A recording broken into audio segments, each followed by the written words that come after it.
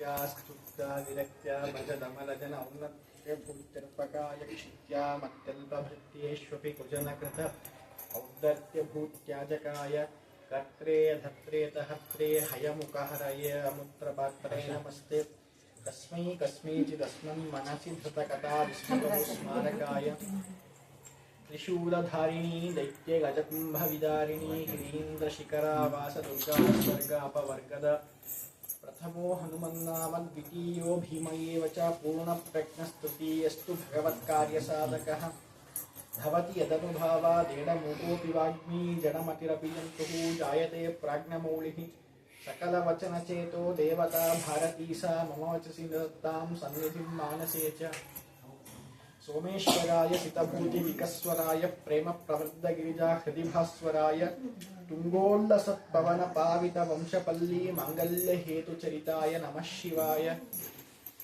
नित्यासिद्धान्तदुर्ध्वान्तविध्वंसनविचक्षणः जयतीर्थाख्यतरणिः भासतां no हृदम्बरे पदवाक्यप्रमाणज्ञान् जब आकर बोलना तो स्टार्ट करियो समुत्सार्य तमस्तोमं सन्मार्गं संप्रकाश्य सदा विष्णुपदासक्तं सेवे ब्रह्मण्य भास्करं ज्ञान वैराग्य भक्त्यादि कल्याण गुणशालिनः लक्ष्मीनारायणमुनीन् वन्दे विद्यागुरून् मम अर्थिकल्पितकल्पोऽयं प्रत्यर्ति गजकेसरी व्यासतीर्थ गुरुर्भूयादस्मदिष्टार्थसिद्धये तपो विद्या विरक्त्यादि सद्गुणौघाकरानहं वादिराज गुरून् वन्दे हयग्रीवदयाश्रयान्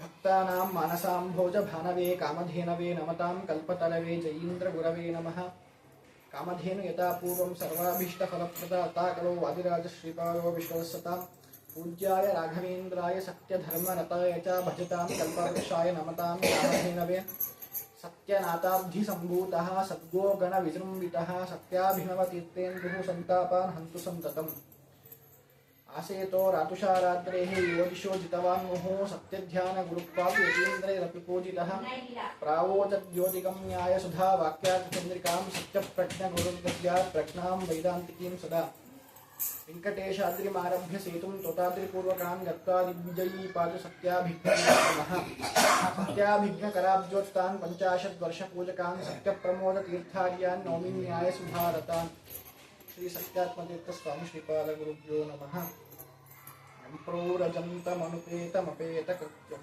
वैपायनो ग्रहकाकरादुनात्रे तन्मयतया सर्वभूतकवें महिमानतोऽस्मि योऽन्तः प्रविश्य मम वाचमिमां प्रसुप्तां सञ्जीवयत्यखिलशक्तिधरस्वदाम्नः अन्यान्तहस्तचरणश्रवणत्वगादीन् प्राणान् नमो भगवते पुरुषाय तुभ्यम् श्रीगुरुभ्यो नमः स्वस्थस्तुताम् अशेष सन्मङ्गलानि भवन्तु सम्यक् श्लोकैकश्रवणपठनमात्रेण कथावक्तुश्च श्रोतॄणां निखिलकलिकतकल्मषापनोदनपटुतरे धर्माद्धिखिलपुरुषार्थसाधनीभूते श्रीमद्भागवते प्रथमस्कन्धे अद्य कथा प्रारम्भे किञ्चित् पूर्वकथानुवादः हरिः ದಿವ್ಯವಾದಂತಹ ಭಾಗವತದ ಪ್ರಥಮ ಸ್ಕಂದದ ಕಥೆಯ ಇವತ್ತಿನ ಆರಂಭಕ್ಕಿಂತ ಮುಂಚೆ ನಿನ್ನೆಯ ಒಂದು ಕಥೆಯನ್ನ ಒಂದು ಸ್ವಲ್ಪ ಮನನವನ್ನು ಮಾಡೋಣ. ನಿನ್ನೆ ಹೇಳಿದ ವಿಷಯವನ್ನ ಇವತ್ತು ಮೆಲುಕು ಹಾಕ್ತಾ ಮುಂದೆ ಹೋಗೋಣ.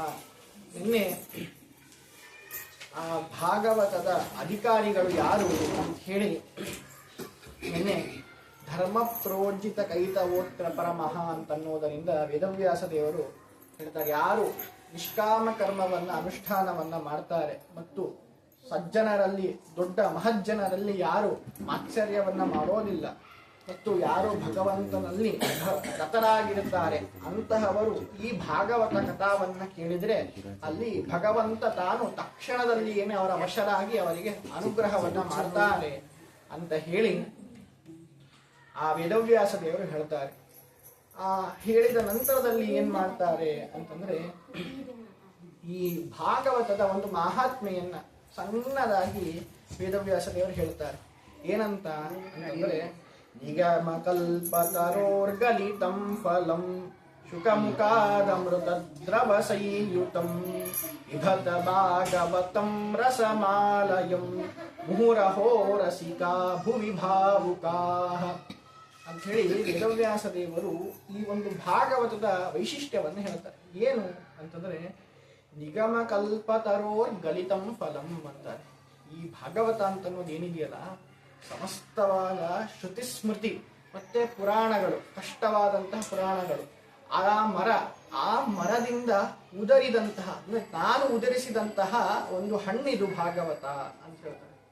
ಯಾಕೆ ನಾವು ಹಣ್ಣನ್ನು ಯಾಕೆ ಸ್ವೀಕಾರ ಮಾಡ್ತೀವಿ ಅಂತಂದ್ರೆ, ಮರ ಬೇರು ರೆಂಬೆ ಕೊಂಬೆಗಳನ್ನ ತಿನ್ಲಿಕ್ಕೆ ಬರೋದಿಲ್ಲ. ಅದೇನಾಗುತ್ತೆ, ಕಠಿಣವಾಗಿರುತ್ತೆ, ಗಟ್ಟಿ, ಹಲ್ಲಿಗೆಲ್ಲ ಅದು ನುಡಿಯೋದಿಲ್ಲ. ಹಾಗೆ ವೇದಗಳು ಕೂಡ ಏನಾಗಿದೆ ಅಂತಂದ್ರೆ, ನಿನ್ನೆ ನಾವು ತಿಳಿದಂತೆ ಆ ವೇದಗಳು ಅನಂತಾವೈ ವೇದಾಹ ಅಂತ ಹೇಳ್ತಾರೆ. ಅಂದ್ರೆ ಲೆಕ್ಕ ನಾವು ಭಗವಂತ ಏನ್ ಮಾಡ್ದ, ನಮ್ಮ ಮೇಲೆ ಕೃಪೆಯಿಂದ ಭಗವಂತ ಏನ್ ಮಾಡ್ದ ಅಂತಂದ್ರೆ, ಆ ವೇದಗಳ ಸ್ವಲ್ಪ ಭಾಗವನ್ನ ತಾನು ತೆಗೆದುಕೊಂಡು ಅದನ್ನ ವಿಭಾಗವನ್ನ ಮಾಡಿ, ನೀವು ಕನಿಷ್ಠವಾಗಿ ಸ್ವಶಾಖವಾದಂತಹ ನಿಮ್ಮ ಋಗ್ವೇದವನ್ನಾದರೂ ಕೊನೆಯದಾಗಿ ಅಧ್ಯಯನವನ್ನ ಮಾಡಿ ಬ್ರಾಹ್ಮಣ್ಯವನ್ನು ಉಳಿಸ್ಕೊಳ್ರಿ.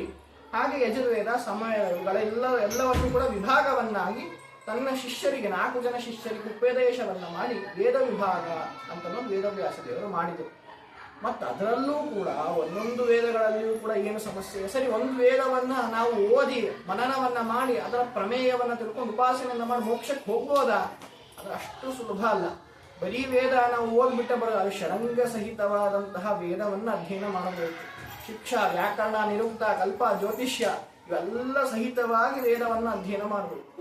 ಅಧ್ಯಯನ ಮಾಡಿದ್ರು ಕೂಡ ಅರ್ಥ ಆಗೋದಿಲ್ಲ. ಯಾಕೆಂತಂದ್ರೆ ವೇದದಲ್ಲೇ ವಿರುದ್ಧವಾಗಿರುವಂತಹ ಒಂದು ವೇದ ಹೀಗೆ ಹೇಳಿದ್ರೆ ಇನ್ನೊಂದು ವೇದ ಅದಕ್ಕೆ ವಿರುದ್ಧವಾಗಿ ಹೇಳುತ್ತೆ. ಅಷ್ಟು ಕಷ್ಟ ಅಂತಹ ಒಂದು ವೇದಗಳು. ಮತ್ತೆ ಪುರಾಣಗಳಲ್ಲಿ ಏನಾಗತ್ತೆ ಅಂತಂದ್ರೆ, ಒಂದು ಕಡೆ ತ್ರಿವಿಕ್ರಮ ಬಲಗಾಲನ್ನೆತ್ತದ ಅಂದ್ರೆ ಇನ್ನೊಂದು ಕಡೆ ಎಡಗಾಲನ್ನೆತ್ತದ ಅಂತ ಇನ್ನೊಂದು ಪುರಾಣದಲ್ಲಿ ಹೇಳಿರುತ್ತೆ. ಹೀಗೆ ಎಲ್ಲ ವಿರುದ್ಧವಾಗಿರುತ್ತೆ. ನಮ್ಗೆ ಅಂದ್ರೆ ವಿರುದ್ಧವಾಗಿರುತ್ತೆ ಅಂದ್ರೆ ಅಲ್ಲಿ ಅರ್ಥ ಸರಿಗಿರುತ್ತೆ, ನಾವು ಅದನ್ನು ಸರಿಯಾಗಿ ತಿಳ್ಕೊಳ್ಳಿಕ್ಕೆ ಆಗೋದಿಲ್ಲ. ಮತ್ತೆ ರಾಶಿ ಇದೆ. ಹಾಗಾಗಿ ಆ ಒಂದು ಈ ರೀತಿಯಾದಂತಹ ವಾಂಗ್ಮಯ ವೃಕ್ಷಕ್ಕೆ ಇರುವಂತಹ ಒಂದು ಹಣ್ಣು ಯಾವುದು ಅಂತಂದ್ರೆ ಭಾಗವತ ಎಂಬಂತಹ ಹಣ್ಣು. ಆ ಹಣ್ಣನ್ನು ನಾ ಏನ್ ಮಾಡಿದೆ ಅಂತಂದ್ರೆ ಉದುರಿಸಿ ಕೊಟ್ಟೆ. ಆ ಉದುರಿಸಿ ಕೊಟ್ಟಂತಹ ಹಣ್ಣನ್ನು ಏನಾಯ್ತು ಮುಂದೆ ಅಂತಂದ್ರೆ ಶುಕಮುಖ ಅಮೃತ ದ್ರವ ಸಂಯುತಂ. ಅಂದ್ರೆ ನಾವು ಈಗ ಒಂದು ಹಣ್ಣಿರತ್ತೆ, ಮಾವಿನ ಹಣ್ಣು ಮಾವಿನಕಾಯಿ ಇರುತ್ತೆ. ಅದೇನಾಗುತ್ತೆ, ಅದು ಗಿಳಿ ಕಚ್ಚಿತು ಅಂತಂದ್ರೆ ಅದೇನಾಗುತ್ತೆ, ಅದು ಇನ್ನೂ ತುಂಬಾ ಚೆನ್ನಾಗಿದೆ, ಮಧುರವಾಗಿದೆ ಅಂತ ಹೇಳಿ. ಹಾಗೆ ಶುಕಾಚಾರ್ಯರೆಂಬಂತಹ ಗಿಳಿ ಏನ್ ಮಾಡಿದೆ ಅಂತಂದ್ರೆ ಈ ಒಂದು ಹಣ್ಣನ್ನ ಕಚ್ಚಿದೆ. ಅದರಿಂದ ಏನಾಗಿದೆ, ಅಮೃತ ದ್ರವ ಸಂಯುತಂ ಅಂತ ಹೇಳ್ತಾರೆ. ಅಂದ್ರೆ ಅತ್ಯಂತ ರುಚಿಭರಿತವಾದಂತಹ ಸ್ವಾದಿಷ್ಟವಾದಂತಹ ಹಣ್ಣು ಅಂತ ಹೇಳ್ತಾರೆ. ಅದನ್ನೇ ದಾಸರಾಯರು ಹೇಳ್ತಾರೆ, ಹರಿನಾರಾಯಣ ಹರಿನಾರಾಯಣ ಹರಿನಾರಾಯಣ ಎನು ಮನವೇ, ವಿಜಯನ ಸತಿಯಿಂದ ಕಾಯಾಯ್ತು ಅದು, ಗಜೇಂದ್ರನಿಂದ ದೊರೆ ಹಣ್ಣಾಯ್ತು. ಶುಕಮುನಿಯಿಂದ ಪರಿಪಕ್ವವಾಯಿತು, ಅಜಮಿಲ ತಾನುಂಡು ರಸ ಸವಿದ. ಹರಿನಾರಾಯಣ ಹರಿನಾರಾಯಣ ಹರಿನಾರಾಯಣ ಎನು ಮನವೇ. ಅಂದ್ರೆ ಅಲ್ಲೂ ಕೂಡ ದಾಸರಾಯರು ಹೇಳ್ತಾರೆ, ಆ ಹಣ್ಣು ಅದನ್ನು ಹೇಳ್ತಾರೆ, ನಾರಾಯಣ ಎಂಬಂತಹ ಬೀಜವನ್ನ ನಾರದರು ಧರೆಯಲ್ಲಿ ಬಿತ್ತುತ್ತಾರಂತೆ. ಅದನ್ನೇ ಹಂಗೆ ಬಿತ್ತಿ ಮರ ಅಂಕುರ ಹೊಡೆದು ಅದು ಗಿಡ ಆಗಿ ಮರ ಆಗಿ ಬಳ್ಳಿಗಳೆಲ್ಲ ಚಿಗುರಿ ಅದೇನಾಗುತ್ತೆ, ಕೊನೆಗೆ ಹಣ್ಣಾಯ್ತು. ಹಣ್ಣನ್ನು ಪರಿಪಕ್ವ ಮಾಡಿದ್ಯಾರು, ಹಣ್ಣಾಗಿದೆ ಅಂತ ನಮ್ಗೆ ಯಾವಾಗ ಗೊತ್ತಾಗ್ತದೆ? ರುಚಿಗಟ್ಟಾಗಿದೆ ಅಂದ್ರೆ ಗಿಳಿ ಕಚ್ಚಿತು ತಿಂದಿದೆ ಅಂದ್ರೆ ಅದು ಚೆನ್ನಾಗಿ ಒಳ್ಳೆ ರುಚಿ ಇದೆ ಅಂತ. ಅಂತಹ ರುಚಿಗಟ್ಟಾದಂತಹ ಹಣ್ಣನ್ನ ತಿಂದು ಅದರ ಅನುಭವಿಸಿದ್ಯಾರು ಅಂದ್ರೆ ಅಜಾಮಿಳ. ಆ ಅಜಾಮಿಳ ಏನ್ ಮಾಡ್ತಾನೆ ಅಂದ್ರೆ ಆ ನಾರಾಯಣ ಎಂಬಂತಹ ಏನು ನಾಮ ಎಂಬ ಹಣ್ಣಿದೆ ಅದನ್ನ ತಾನು ಉಂಡು ಅದನ್ನು ಅನುಭವಿಸಿ ಸುಖವಾಗಿ ಮೋಕ್ಷದಲ್ಲಿ ನೆಲೆಸಿದ. ಅದರಂತೆ ಇದು ಕೂಡ ಶುಕಮುಖ ಅಮೃತ ದ್ರವ ಸಂಯುತಂ ಅಂತ ಹೇಳ್ತಾರೆ. ಅಲ್ಲ, ನೀವು ಹೇಳಿದ್ರೆ ಗಿಳಿ ಕಚ್ಚಿದ್ದು ಮತ್ತೆ ಅದನ್ನು ತಗೋಬೋದು ಎಂಜಲ್ ಅಲ್ವಾ ಅಂತಂದ್ರೆ, ಧರ್ಮಶಾಸ್ತ್ರದಲ್ಲಿ ಕೆಲವು ಎಂಜಲನ್ನ ಎಕ್ಸಂಪ್ಷನ್ ಅಂತ ಮಾಡ್ತಾರೆ. ಯಾವುದು ಅಂತಂದ್ರೆ ಮೊದಲನೇ ಜೇನುತುಪ್ಪ ಮತ್ತೆ ಹಾಲು ಕೂಡ ಎಂಜಲು. ಹೇಗೆ ಆ ಹಾಲು ಎಂಜಲಾಗತ್ತೆ ಅಂತಂದ್ರೆ, ನಾವು ಸುಮ್ಮನೆ ಹಾಲನ್ನ ಕೆಚ್ಚಲಿಂದ ಕರೆದರೆ ದೇವರು ತಗೊಳ್ಳೋದಿಲ್ಲ, ಅದು ಪಾಪ. ಯಾಕೆಂದ್ರೆ ಕರುವಿನ ಹಾಲನ್ನ ನಾವು ಕಿತ್ಕೊಂಡ್ರೆ ಅದು ಪಾಪ ಅಲ್ಲ. ಇನ್ನೊಬ್ಬರ ದ್ರವ್ಯವನ್ನ ನಾವು ಕಿತ್ಕೊಂಡ್ರೆ ಅದು ಪಾಪ. ಹಾಗಾದ್ರೆ ಏನ್ ಮಾಡ್ಬೇಕು ಅಂದ್ರೆ ಮೊದಲಿಗೆ ಕರುವನ್ನ ಹಾಲು ಕುಡ್ಲಿಕ್ಕೆ ಬಿಡಬೇಕು. ಅದು ಸಾಕಾಯ್ತು ಅಂತಂದ್ಮೇಲೆ ಏನಾದ್ರು ಉಳಿಯಿತು ಅಂದ್ರೆ ಆ ಹಾಲನ್ನೇ ಕತ್ತು ಭಗವಂತನಿಗೆ ಅಭಿಷೇಕವನ್ನ ಮಾಡ್ಬೇಕಂತೆ. ಈ ರೀತಿಯಾಗಿ ಆದ್ರೆ ಈಗ ಏನ್ ಮಾಡ್ತಾರೆ ಅಂತಂದ್ರೆ ಎಲ್ಲ ಮಿಷಿನ್ ಅನ್ನ ಹಾಕಿ ಕೆಚ್ಚಲಿಗೆ ಹಾಲನ್ನ ಕರುವಿಗೆ ಹಾಲೇ ಕುಡಿಸೋದಿಲ್ಲ.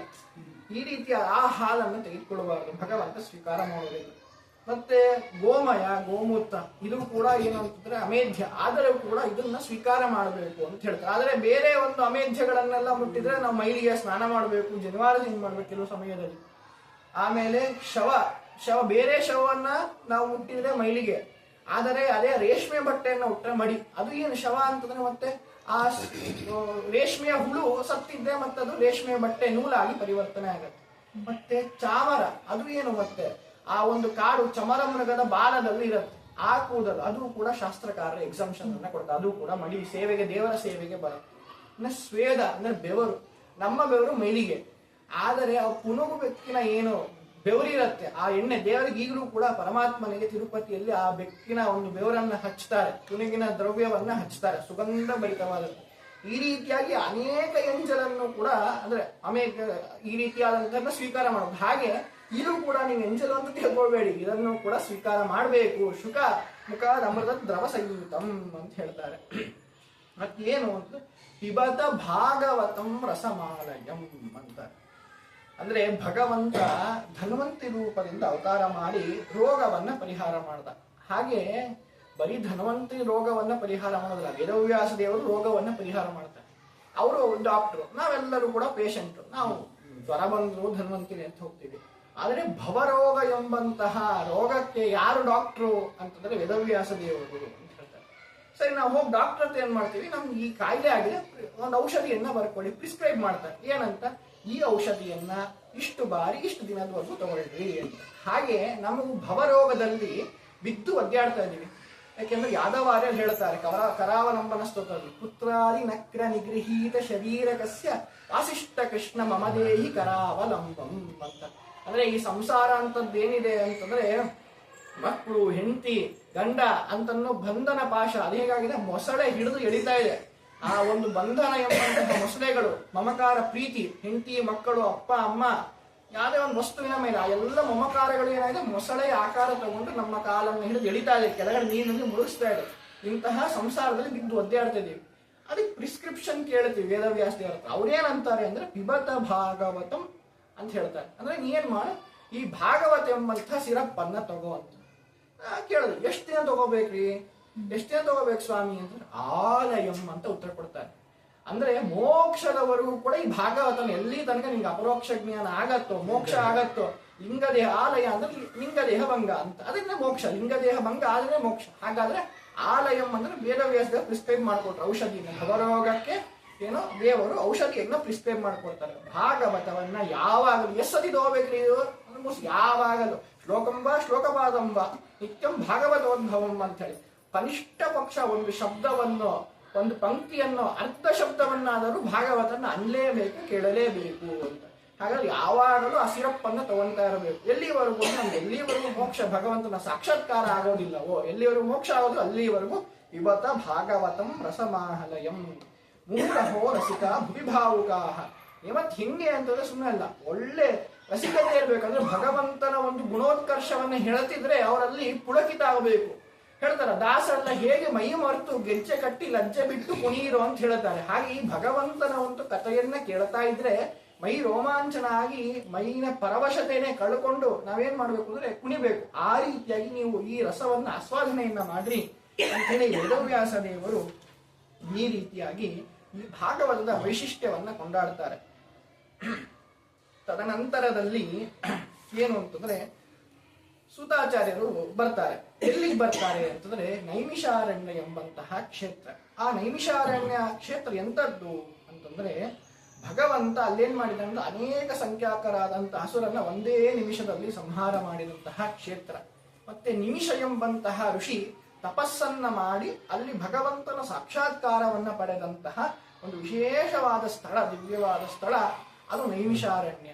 ಯಾಕೆ ಅಂತಂದ್ರೆ ಎಲ್ಲಿ ಭಗವದ್ಭಕ್ತರು ಮಹಾತ್ಮರು ಸಾಧನೆಯನ್ನ ಮಾಡಿದ್ದಾರೆ ಆ ಸ್ಥಳದಲ್ಲಿಯೂ ಕೂಡ ಭಗವಂತನ ಸನ್ನಿಧಾನ ಇರುತ್ತೆ.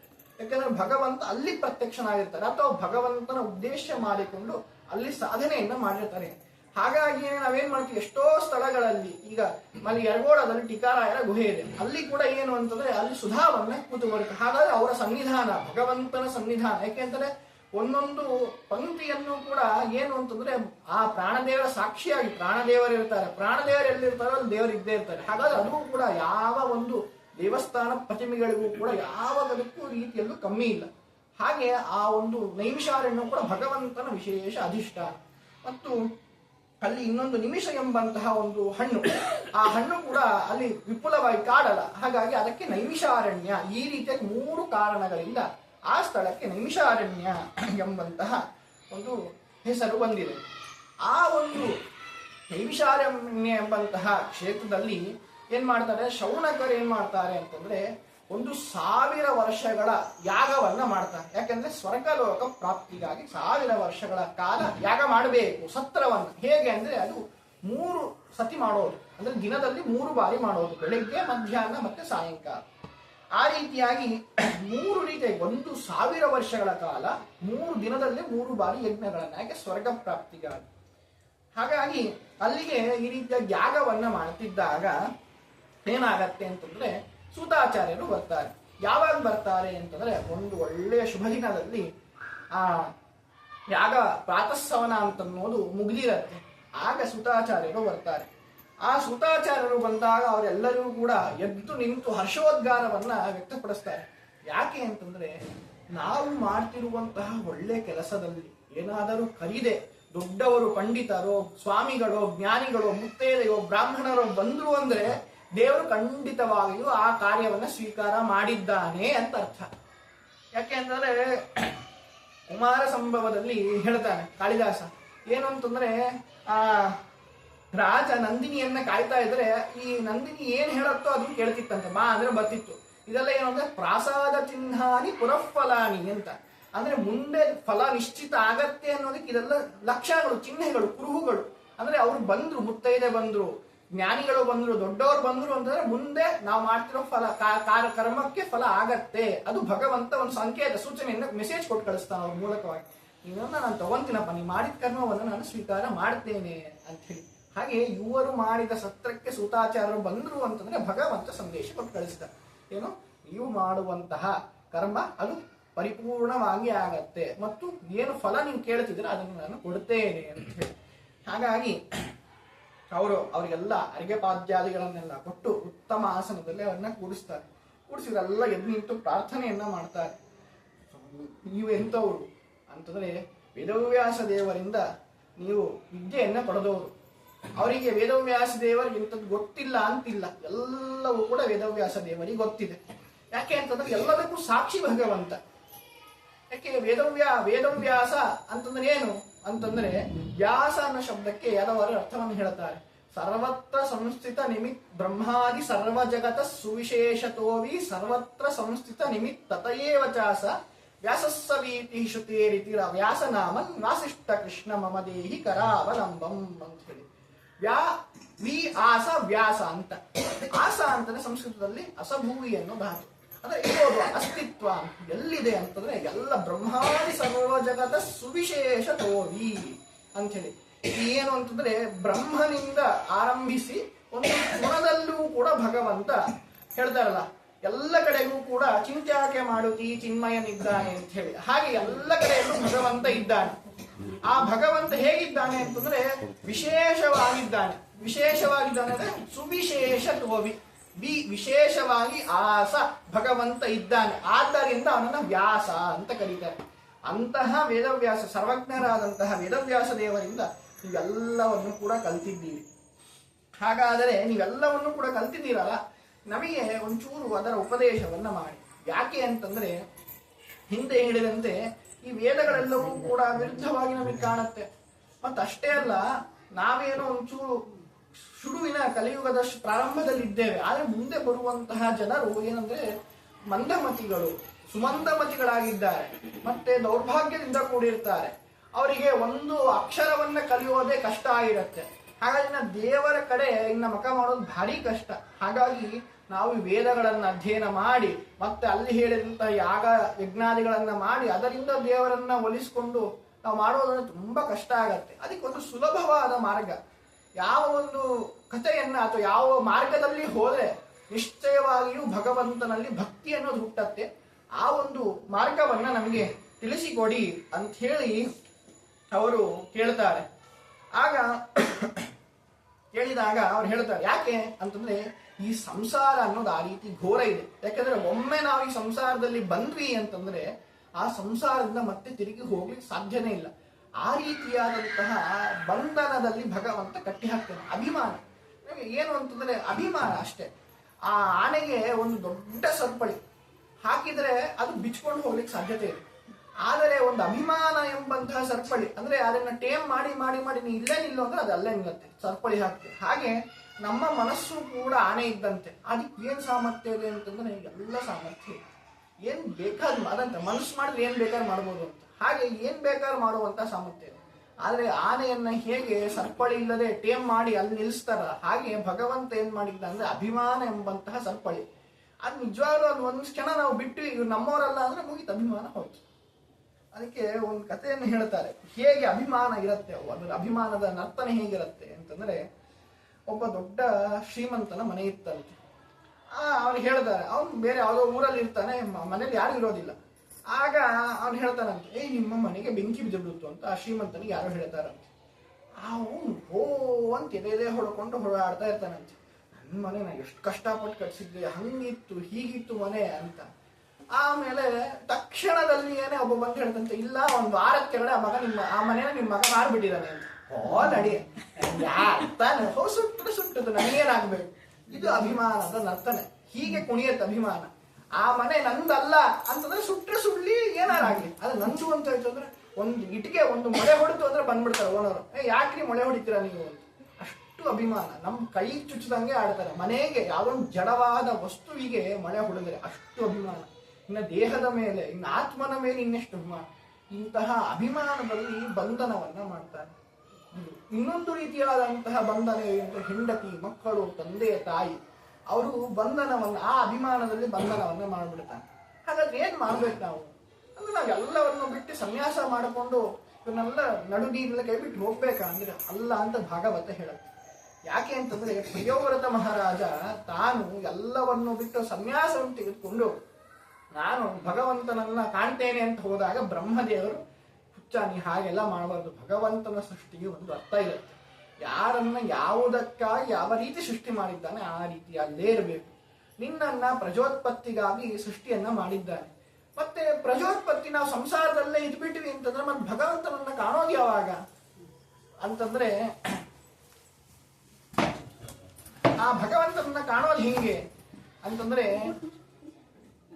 ಹೇಳ್ತಾರೆ. ಅಂದ್ರೆ ಬ್ರಹ್ಮದೇವರು ಒಂದು ಉಪಾಯವನ್ನು ಹೇಳ್ತಾರೆ, ನೀ ಎಷ್ಟು ಸಂಸಾರದಲ್ಲಿ ಸಾಕ್ತಿಯೋ ದೂರ ಅಷ್ಟೇ ಮೋಕ್ಷಕ್ಕೂ ಕೂಡ ಭಗವಂತನಿಗೂ ಹತ್ರ ಆಗ್ಬೋದು ಅಂತ.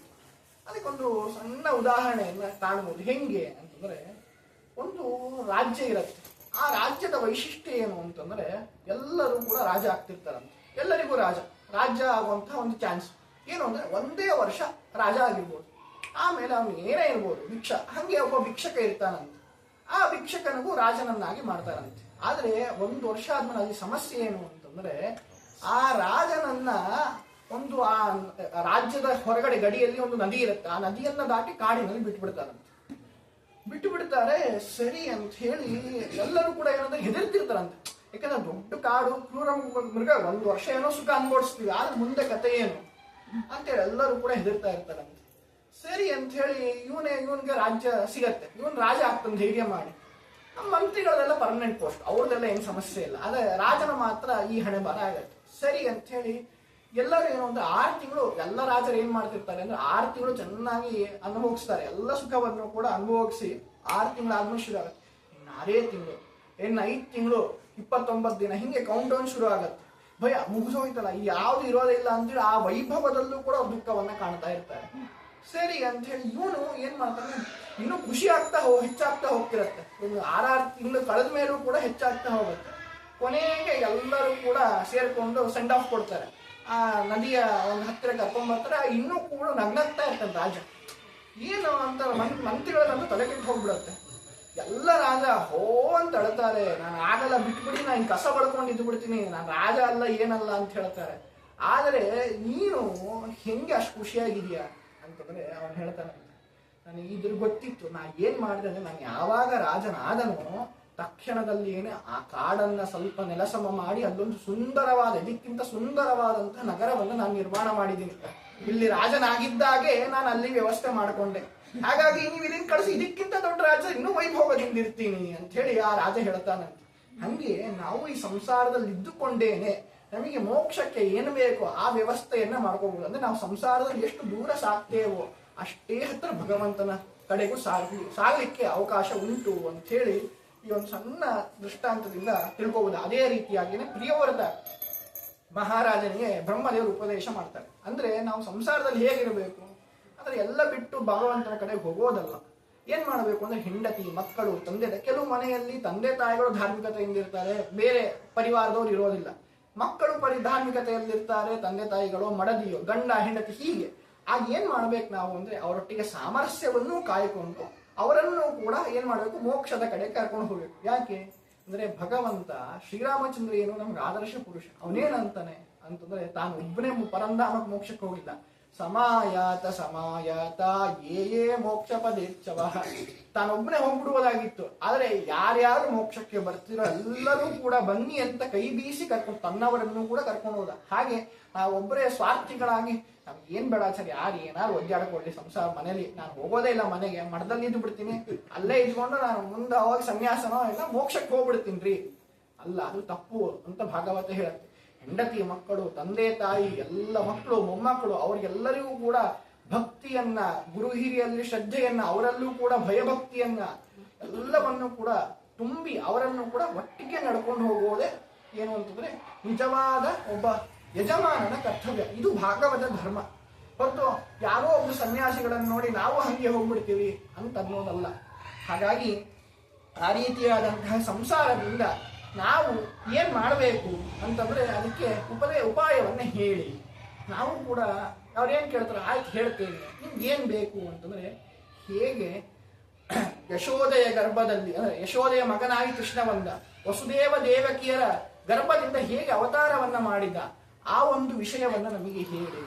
ಆಯ್ತು, ಕೃಷ್ಣನ ಕಥೆ ತಾನೆ, ಆಯ್ತು ಹೇಳ್ತೇನೆ ಅಂತಂತಾರೆ. ಅದಕ್ಕೆ ಅಷ್ಟರಲ್ಲೇ ಅವ್ರಿಗೆ ಸಂತೃಪ್ತಿ ಬರೋದಿಲ್ಲ. ಯಾಕೆ ಅಂತಂದ್ರೆ ಅವ್ರು ಹೇಳ್ತಾರೆ, ಈ ಒಂದು ಭಾಗವತ ಕಥಾ ಅಥವಾ ಭಗವಂತನ ಕಥೆ ಅಂತ ಅನ್ನೋದು ಏನಿದೆಯಲ್ಲ, ಅದನ್ನ ಕೇಳ್ತಾ ಹೋದ್ರೆ ಮತ್ತು ಏರ್ತಾ ಹೋಗತ್ತಂತೆ ಸಜ್ಜನರಿಗೆ. ಅಂದ್ರೆ ಇನ್ನಷ್ಟು ಕೇಳಬೇಕು, ಮತ್ತಷ್ಟು ಕೇಳಬೇಕು ಅಂತ ಹೇಳಿ. ಹಾಗಾಗಿ ಅವ್ರು ಫಸ್ಟಿಗೆ ಕೃಷ್ಣನ ಕಥೆ ಕೇಳಿದ್ರೆ ಹೇಳ್ತೀನಿ ಅಂತಂದ್ರು. ಅವರು ಅಲ್ಲಿಗೆ ನಿಲ್ಸಲ್ಲ, ಬೇರೆ ಎಲ್ಲ ಭಗವಂತನ ಅವತಾರ ಕಥೆಗಳನ್ನು ಕೂಡ ನಮಗೆ ಹೇಳಿ ಅಂಥೇಳಿ ಅವರು ಪ್ರಾರ್ಥನೆಯನ್ನ ಮಾಡ್ತಾರೆ. ಮತ್ತಷ್ಟೇ ಅಲ್ಲ, ಬರೀ ಭಗವಂತನ ಕಥೆ ಹೇಳ್ಬಿಡ್ಬೇಡ್ರಿ, ಭಗವದ್ ಭಕ್ತರ ಕಥೆಯನ್ನು ಹೇಳಿ ಅಂತಂತಾರೆ. ಭಾಗವತದಲ್ಲಿ ಏನಾಗಿದೆ, ಬರೀ ಭಗವಂತನ ಕಥೆ ಹೇಳಿಲ್ಲ. ಏಕೆ, ಭಗವಂತ ಮೋಕ್ಷವನ್ನ ಕೊಡ್ತಾನೆ, ಭಗವಂತನ ಕಥೆ ಹೇಳಬೇಕು. ಭಗವದ್ ಭಕ್ತರ ಕಥೆಯನ್ನು ಯಾಕೆ ಹೇಳಿದ್ರು ಅಂತಂದ್ರೆ ಅಲ್ಲಿ ಒಂದು ಸ್ವಾರಸ್ಯ ಇದೆ. ಯಾಕೆ ಅಂದ್ರೆ ಬರೀ ಭಗವಂತನ ಕಥೆ, ಭಗವಂತ ಶ್ರೀರಾಮಚಂದ್ರ ರಾವಣನೊಟ್ಟಿಗೆ ಹೋರಾಡ್ದ, ತನ್ನ ಹೆಂಡತಿ ಪಡ್ಕೊಂಡ. ಹಾಗೆ ಕೃಷ್ಣ ಪರಮಾತ್ಮ ಏನ್ ಮಾಡ್ದ, ರಾಸಕ್ರೀಡೆ ಮಾಡ್ದ, ತನ್ನ ತಂದೆ ತಾಯಿಯನ್ನ ಸೆರೆಮನೆಯಿಂದ ಬಿಡಿಸ್ದ ಅಂತ ಹೇಳಿದ್ರೆ ಯಾರು ತಾನು ಕೇಳ್ತಾರೆ? ಅವನು ಯಾರು? ಕೃಷ್ಣ ಪರಮಾತ್ಮ ಭಗವಂತ ಅವನ ಹೆಂಡತಿನ ಪಡ್ದ, ಇನ್ನೊಂದು ಮಾಡ್ದ, ವಾಮನ ಭಿಕ್ಷೆಯನ್ನ ಬೇಡ್ದ, ಮಾಡ್ದ. ಆದರೆ ಇದನ್ನ ಹೇಳಿದ್ರೆ ಆಗುದಿಲ್ಲ. ಭಗವಂತ ಯಾಕೆ ಮಾಡ್ದ ಇದನ್ನ ಅಂತ ತಿಳ್ಕೊಂಡಾಗ ಶ್ರೀರಾಮಚಂದ್ರ ಯಾಕೆ ರಾವಣನನ್ನ ಕೊಂದ ಅಂದ್ರೆ ಅಲ್ಲಿದ್ದಂತಹ ಸಜ್ಜನರಿಗೆ ಅವನ ಪೀಡೆಯನ್ನ ಕೊಡ್ತಿದ್ದ, ಹಾಗಾಗಿ ಅವನ್ನ ಸಂಹಾರ ಮಾಡ್ದ. ಅದೇ ಕೃಷ್ಣ ಪರಮಾತ್ಮ ಏನ್ ಮಾಡ್ದ ಅಂತಂದ್ರೆ ದಾಸರು ಹೇಳ್ತಾರೆ, 14 ಲೋಕಕ್ಕೆ ದಾತ ಹರಿ ಪಾಂಡವರ ಮನೆ ದೂತ ಚತುರಹಸ್ತದಿಂದ ಎಂಜಲ ಬಳೆವ ಅಂತ ಹೇಳ್ತಾರೆ. ಅಂದ್ರೆ ಸರ್ವೋತ್ತಮನಾದಂತಹ ಪರಮಾತ್ಮ ಏನು ಅಂತಂದ್ರೆ ಪಾಂಡವರ ಮನೆ ದೂತ, ಜೀತದ ಆಳಾಗಿ ಆ ರಾಜಸೂಯ ಯಾಗದಲ್ಲಿ ಬಂದಂತಹ ಬ್ರಾಹ್ಮಣರ ಎಂಜಲನ್ನ ಬಡಿತಾನೆ. ಮತ್ತೆ ಇನ್ನೊಂದು ವಿಷಯ ಏನು ಅಂತಂದ್ರೆ ಭಗವಂತನ ಮನೆ ಯಾವುದು ಅಂತಂದ್ರೆ ಅನಂತಾಸನ, ಶ್ವೇತದ್ವೀಪ, ವೈಕುಂಠ. ಆ ಮನೆ ಮೇಲೆ ಒಂದು ಧ್ವಜ ಹಾರಿಸಿದನಂತೆ ಭಗವಂತ. ಆ ಧ್ವಜದ ಮೇಲೆ ಇವಾಗ ಸಾಧಾರಣ ಎಲ್ಲ ಒಂದು ಕಂಪನಿಯೋ ಅಥವಾ ಒಂದು ಸಂಸ್ಥೆಯ ಮೇಲೆ ಧ್ಯೇಯವಾಕ್ಯ ಇರುತ್ತೆ. ಈಗ ಏರ್ಫೋರ್ಸ್ ಮೇಲೆ ನಭಸ್ಪೃಶದೀಪ್ತಂ, ಈ ರೀತಿಯಾಗಿ ಧ್ಯೇಯ ವಾಕ್ಯಗಳಿರುತ್ತೆ. ಹಾಗೆ ಭಗವಂತನ ಒಂದು ಧ್ಯೇಯ ವಾಕ್ಯ ಏನು ಅಂದ್ರೆ ನಮೇ ಭಕ್ತ ಪ್ರಣಶ್ಯತಿ ಅಂತ ಅನ್ನೋದು. ಅಂದ್ರೆ ಯಾರು ನನ್ನ ಭಕ್ತರಾಗಿದ್ದಾರೆಯೋ ಅವರನ್ನ ಹಾಳಾಗಲಿಕ್ಕೆ ನಾನು ಎಂದಿಗೂ ಕೂಡ ಬಿಡೋದಿಲ್ಲ. ಇದು ಭಗವಂತನ ಧ್ಯೇಯವಾಕ್ಯ. ಅದನ್ನ ಅವನ ಮನೆಯ ಧ್ವಜದ ಮೇಲೆ ಹಾಕೊಂಡ್ಬಿಟ್ಟಿದ್ದಾರೆ. ಅದು ಸ್ಲೋಗನ್ ತರ. ನನ್ನ ಭಕ್ತರು ಯಾರು ಇರ್ತಾರೋ ಅವರನ್ನು ಹಾಳಾಗ್ಲಿಕ್ಕೆ ಬಿಡೋದಿಲ್ಲ. ಅದು ಹೇಗೆ ಗೊತ್ತಾಗುತ್ತೆ? ಭಗವದ್ ಭಕ್ತರ ಕಥೆಯನ್ನ ಕೇಳಿದ್ರೆ ಗೊತ್ತಾಗುತ್ತೆ. ಭಗವಂತನ ಒಂದು ಸಂಕಲ್ಪ ಏನು, ದೃಢ ನಿಶ್ಚಯ ಏನು ಅಂತ ಅನ್ನೋದು ಪ್ರಹ್ಲಾದನ ಕತೆ, ಅಂಬರೀಷನ ಕತೆ. ಪ್ರಹ್ಲಾದ ಆ ಒಂದು ಸಣ್ಣ ಬಾಲಕ, ಅವನಿಗೋಸ್ಕರ ಏನು ಅಂತಂದ್ರೆ ಏನಂದ್ರೆ ಅರ್ಧಂಬರ್ಧ ಬಟ್ಟೆ ಹಾಕೊಂಡ್ ಬಂದ್ಬಿಟ್ಟ. ಮನುಷ್ಯನ ಒಂದು ಶರೀರ, ಸಿಂಹದ ಮುಖ. ಇಷ್ಟು ಭಗವಂತನ ಕಾರುಣ್ಯ. ಮತ್ತೆ ಗಜೇಂದ್ರನ ಬಗ್ಗೆ, ಗಜೇಂದ್ರ ಅವನು ಅಷ್ಟು ಭಕ್ತಿಯಿಂದ ಆರ್ತತೆಯಿಂದ ಕರೆದಾಗ ತಕ್ಷಣ ಹಿಂಡತಿ ಪಕ್ಕದಲ್ಲಿ ಕೂತಿದ್ದ. ನಾವ್ ಯಾರಾದ್ರೂ ಬನ್ನಿ ಅಂತಂದ್ರೆ ಬರ್ತೀವಿ, ಆಮೇಲೆ ಬರ್ತೀವಿ, ನೋಡೋಣ ಅಂತೀವಿ. ತಕ್ಷಣ ಅವನೇನ್ ಮಾಡಿದ್ರೆ ಗರುಡ ಅಷ್ಟು ಶೀಘ್ರವಾಗಿ ಹೋಗುವಂತ ಪಕ್ಷಿ ಗರುಡ ಮೇಲೆ ಬಂದ. ಅದಕ್ಕೂ ಸಮಾಧಾನ ಇಲ್ಲ. ಭಗವಂತ ಮನೆ ಗರುಡನ್ನು ಬಿಟ್ಟು ತಾನೇ ಇಳಿದು ಬಂದ್ಬಿಟ್ಟ. ಅಷ್ಟು ಭಗವಂತನ ಕಾರುಣ್ಯ. ಭಗವದ್ ಭಕ್ತರನ್ನ ಒಂದು ಚೂರು ಕೂಡ ಹಾಳಾಗಿ ಬಿಡೋದಿಲ್ಲ. ನಮೇ ಭಕ್ತ ಪ್ರಣಶ್ಯತಿ. ಆ ಭಗವಂತನ ಒಂದು ಈ ವಾಕ್ಯ ಅರ್ಥ ಆಗಬೇಕು ಅಂದ್ರೆ ಭಗವದ್ ಭಕ್ತರ ಕಥೆಯನ್ನ ನಾವು ತಿಳ್ಕೋಬೇಕಾಗತ್ತೆ. ಹಾಗಾಗಿ ಅಂತಹ ಭಗವದ್ ಭಕ್ತರ ಕಥೆಯನ್ನ ಇಲ್ಲಿ ಹೇಳ್ತಾರೆ. ಆ ಭಗವದ್ ಭಕ್ತರ ಕಥೆಯನ್ನ ಕೇಳಿದ್ರೆ ಅಥವಾ ಅವರನ್ನ ತಿಳ್ಕೊಂಡ್ರೆ ನಮ್ಗೇನ್ರಿ ಆಗತ್ತೆ ಅಂತಂದ್ರೆ ಹೇಳ್ತಾರೆ. ಹೇಗೆ ಏನು ಅಂತಂದ್ರೆ ಗಂಗಾ ನದಿ ಅವರನ್ನ ಮುಟ್ಟಿ, ಯಾರು ಗಂಗಾ ನದಿ ಮುಟ್ಟಿ ಸ್ನಾನವನ್ನ ಮಾಡ್ತಾರೆ ಅವರನ್ನು ಮುಟ್ಟಿದ್ರು ಕೂಡ ಪಾಪ ಪರಿಹಾರ ಆಗತ್ತಂತೆ. ಗಂಗಾ ನದಿಯನ್ನ ಮುಟ್ಟಿ ಸ್ನಾನ ಮಾಡಿದ್ರೆ ಏನ್ ಪುಣ್ಯ ಬರುತ್ತೋ ಆ ಪುಣ್ಯ ಗಂಗಾ ನದಿಯಲ್ಲಿ ಸ್ನಾನ ಮಾಡಿ ಬಂದವ್ರನ್ನ ಮುಟ್ಟಿದಿ ನಮಸ್ಕಾರ ಮಾಡಿದ್ರು ಅದೇ ಪುಣ್ಯ ಬರುತ್ತೆ. ಹಾಗಾಗಿ ಅವರು ಕೂಡ ಅವರಲ್ಲಿ ಏನ್ ಬರುತ್ತೆ ಅಂದ್ರೆ ಅವರು ಅದೇ ರೀತಿಯಾಗಿ ಪವಿತ್ರ ಆಗ್ತಾರೆ. ಗಂಗಾ ನದಿ ಹೇಗೆ ಪವಿತ್ರವೋ ಹಾಗೆ ಆ ಸ್ನಾನ ಮಾಡಿದವರು ಪವಿತ್ರ ಆಗ್ತಾರೆ. ಅದೇ ರೀತಿಯಾಗಿ ಏನೇ ಜ್ಞಾನಿಗಳ ಕಥೆಯನ್ನು ಕೂಡ ಇಲ್ಲಿ ಭಾಗವತದಲ್ಲಿ ಹೇಳಿದ್ದಾರೆ. ಅದೇ ರೀತಿಯಾಗಿ ಇವತ್ತು ಯೋಗ ಎಂಬಂತೆ ಶ್ರೀಪಾದರಾಜರ ಒಂದು ಆರಾಧನೆ ಇದೆ. ಮತ್ತೆ ಸತ್ಯಾಭಿನವ ತೀರ್ಥರ ಒಂದು ಆರಾಧನೆಯೂ ಕೂಡ ಇವತ್ತು ಯೋಗ ಎಂಬಂತೆ ಒದಗಿದೆ. ಅವರ ಕಥೆಯನ್ನು ಕೂಡ ಇವತ್ತು ಶ್ರವಣ ಮಾಡಬೇಕು. ಯಾಕೆ ಅಂತಂದ್ರೆ ಅವರ ಕತೆ ಅನ್ನೋದು ಬೇರೆ ಅಲ್ಲ, ಭಾಗವತ ಕತೆ ಅಂದ್ರೆ ಬೇರೆ ಅಲ್ಲ. ಯಾಕಂದ್ರೆ ಇಬ್ಬರು ಕೂಡ ಭಾಗವತಕ್ಕೆ ಸಂಬಂಧಪಟ್ಟವರು. ಯಾಕೆ ಧ್ರುವರಾಜರೇ ಶ್ರೀಪಾದರಾಜರ ಅವತಾರ ಮಾಡಿದ್ದು. ಮತ್ತೆ ಈ ಭಾಗವತಕ್ಕೆ ಸತ್ಯಾಭಿನವ ತೀರ್ಥರ ವ್ಯಾಖ್ಯಾನವೂ ಉಂಟು. ಹಾಗಾಗಿ ಇಬ್ಬರ ಕಥೆಯೂ ಕೂಡ ಭಾಗವತ ಕಥೆಯೇ ಆಗತ್ತೆ. ಹಾಗಾಗಿ ಇದೇ ಮುಂದೆ ಭಾಗವತದಲ್ಲಿ ಧ್ರುವರಾಜರ ಕಥೆ ಬರುತ್ತೆ. ಅವರು ಗೋಪಾಲದಾಸರು ಹೇಳ್ತಾರೆ, ಯಾರು ಈ ಶ್ರೀಪಾದರಾಜರು ಅಂತಂದ್ರೆ ಅವರು ಒಬ್ಬ ಯತಿಗಳು ಅಲ್ವಾ.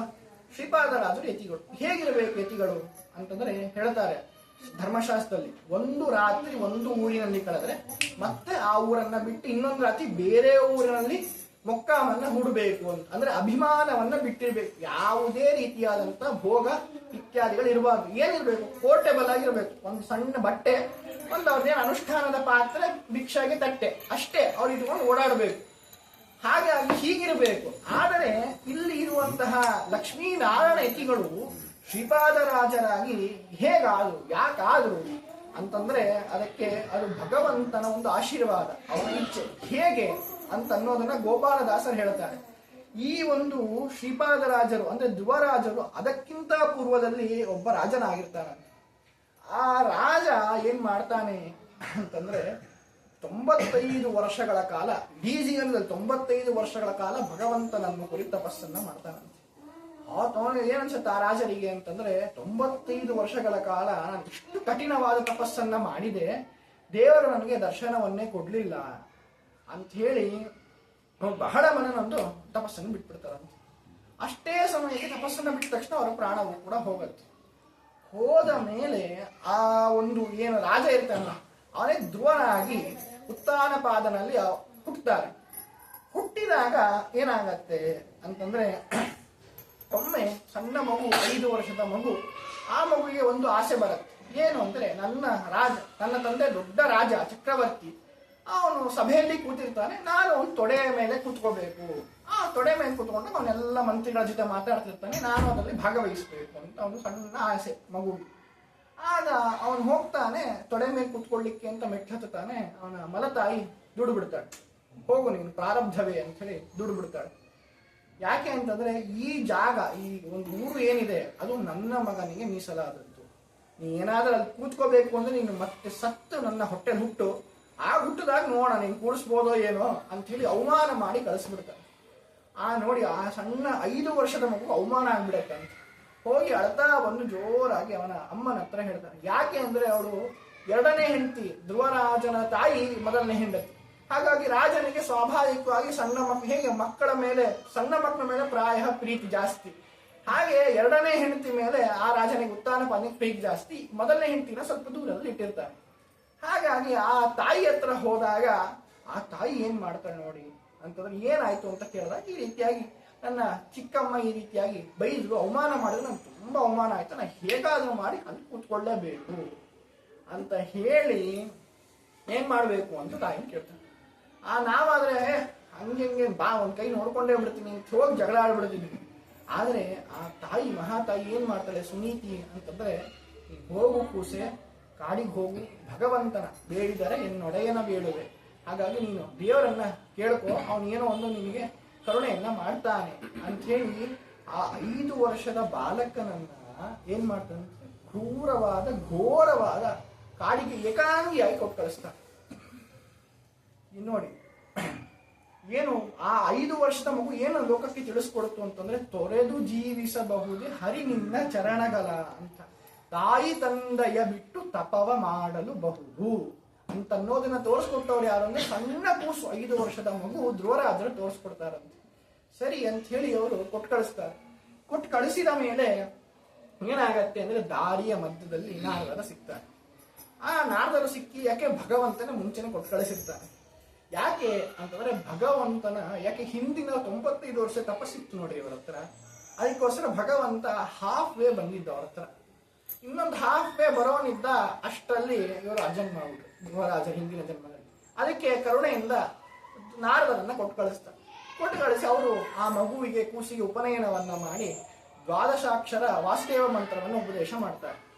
ಉಪದೇಶವನ್ನ ಮಾಡಿ, ನೋಡು ಕೂಸು, ನಿನ್ನ ಯೋಗ್ಯತೆ, ನಿನ್ನ ಸ್ವರೂಪ ಇಂಥದ್ದು, ನೀನು ಈ ರೀತಿಯಾಗಿ ವಾಸುದೇವನನ್ನೇ ಉಪಾಸನೆ ಮಾಡಬೇಕು ಅಂತ ಹೇಳಿ ಆ ಮಗುವನ್ನ ತಪಸ್ಸಿಗೆ ಕೊಟ್ಟು ಕಳಿಸ್ತಾರೆ.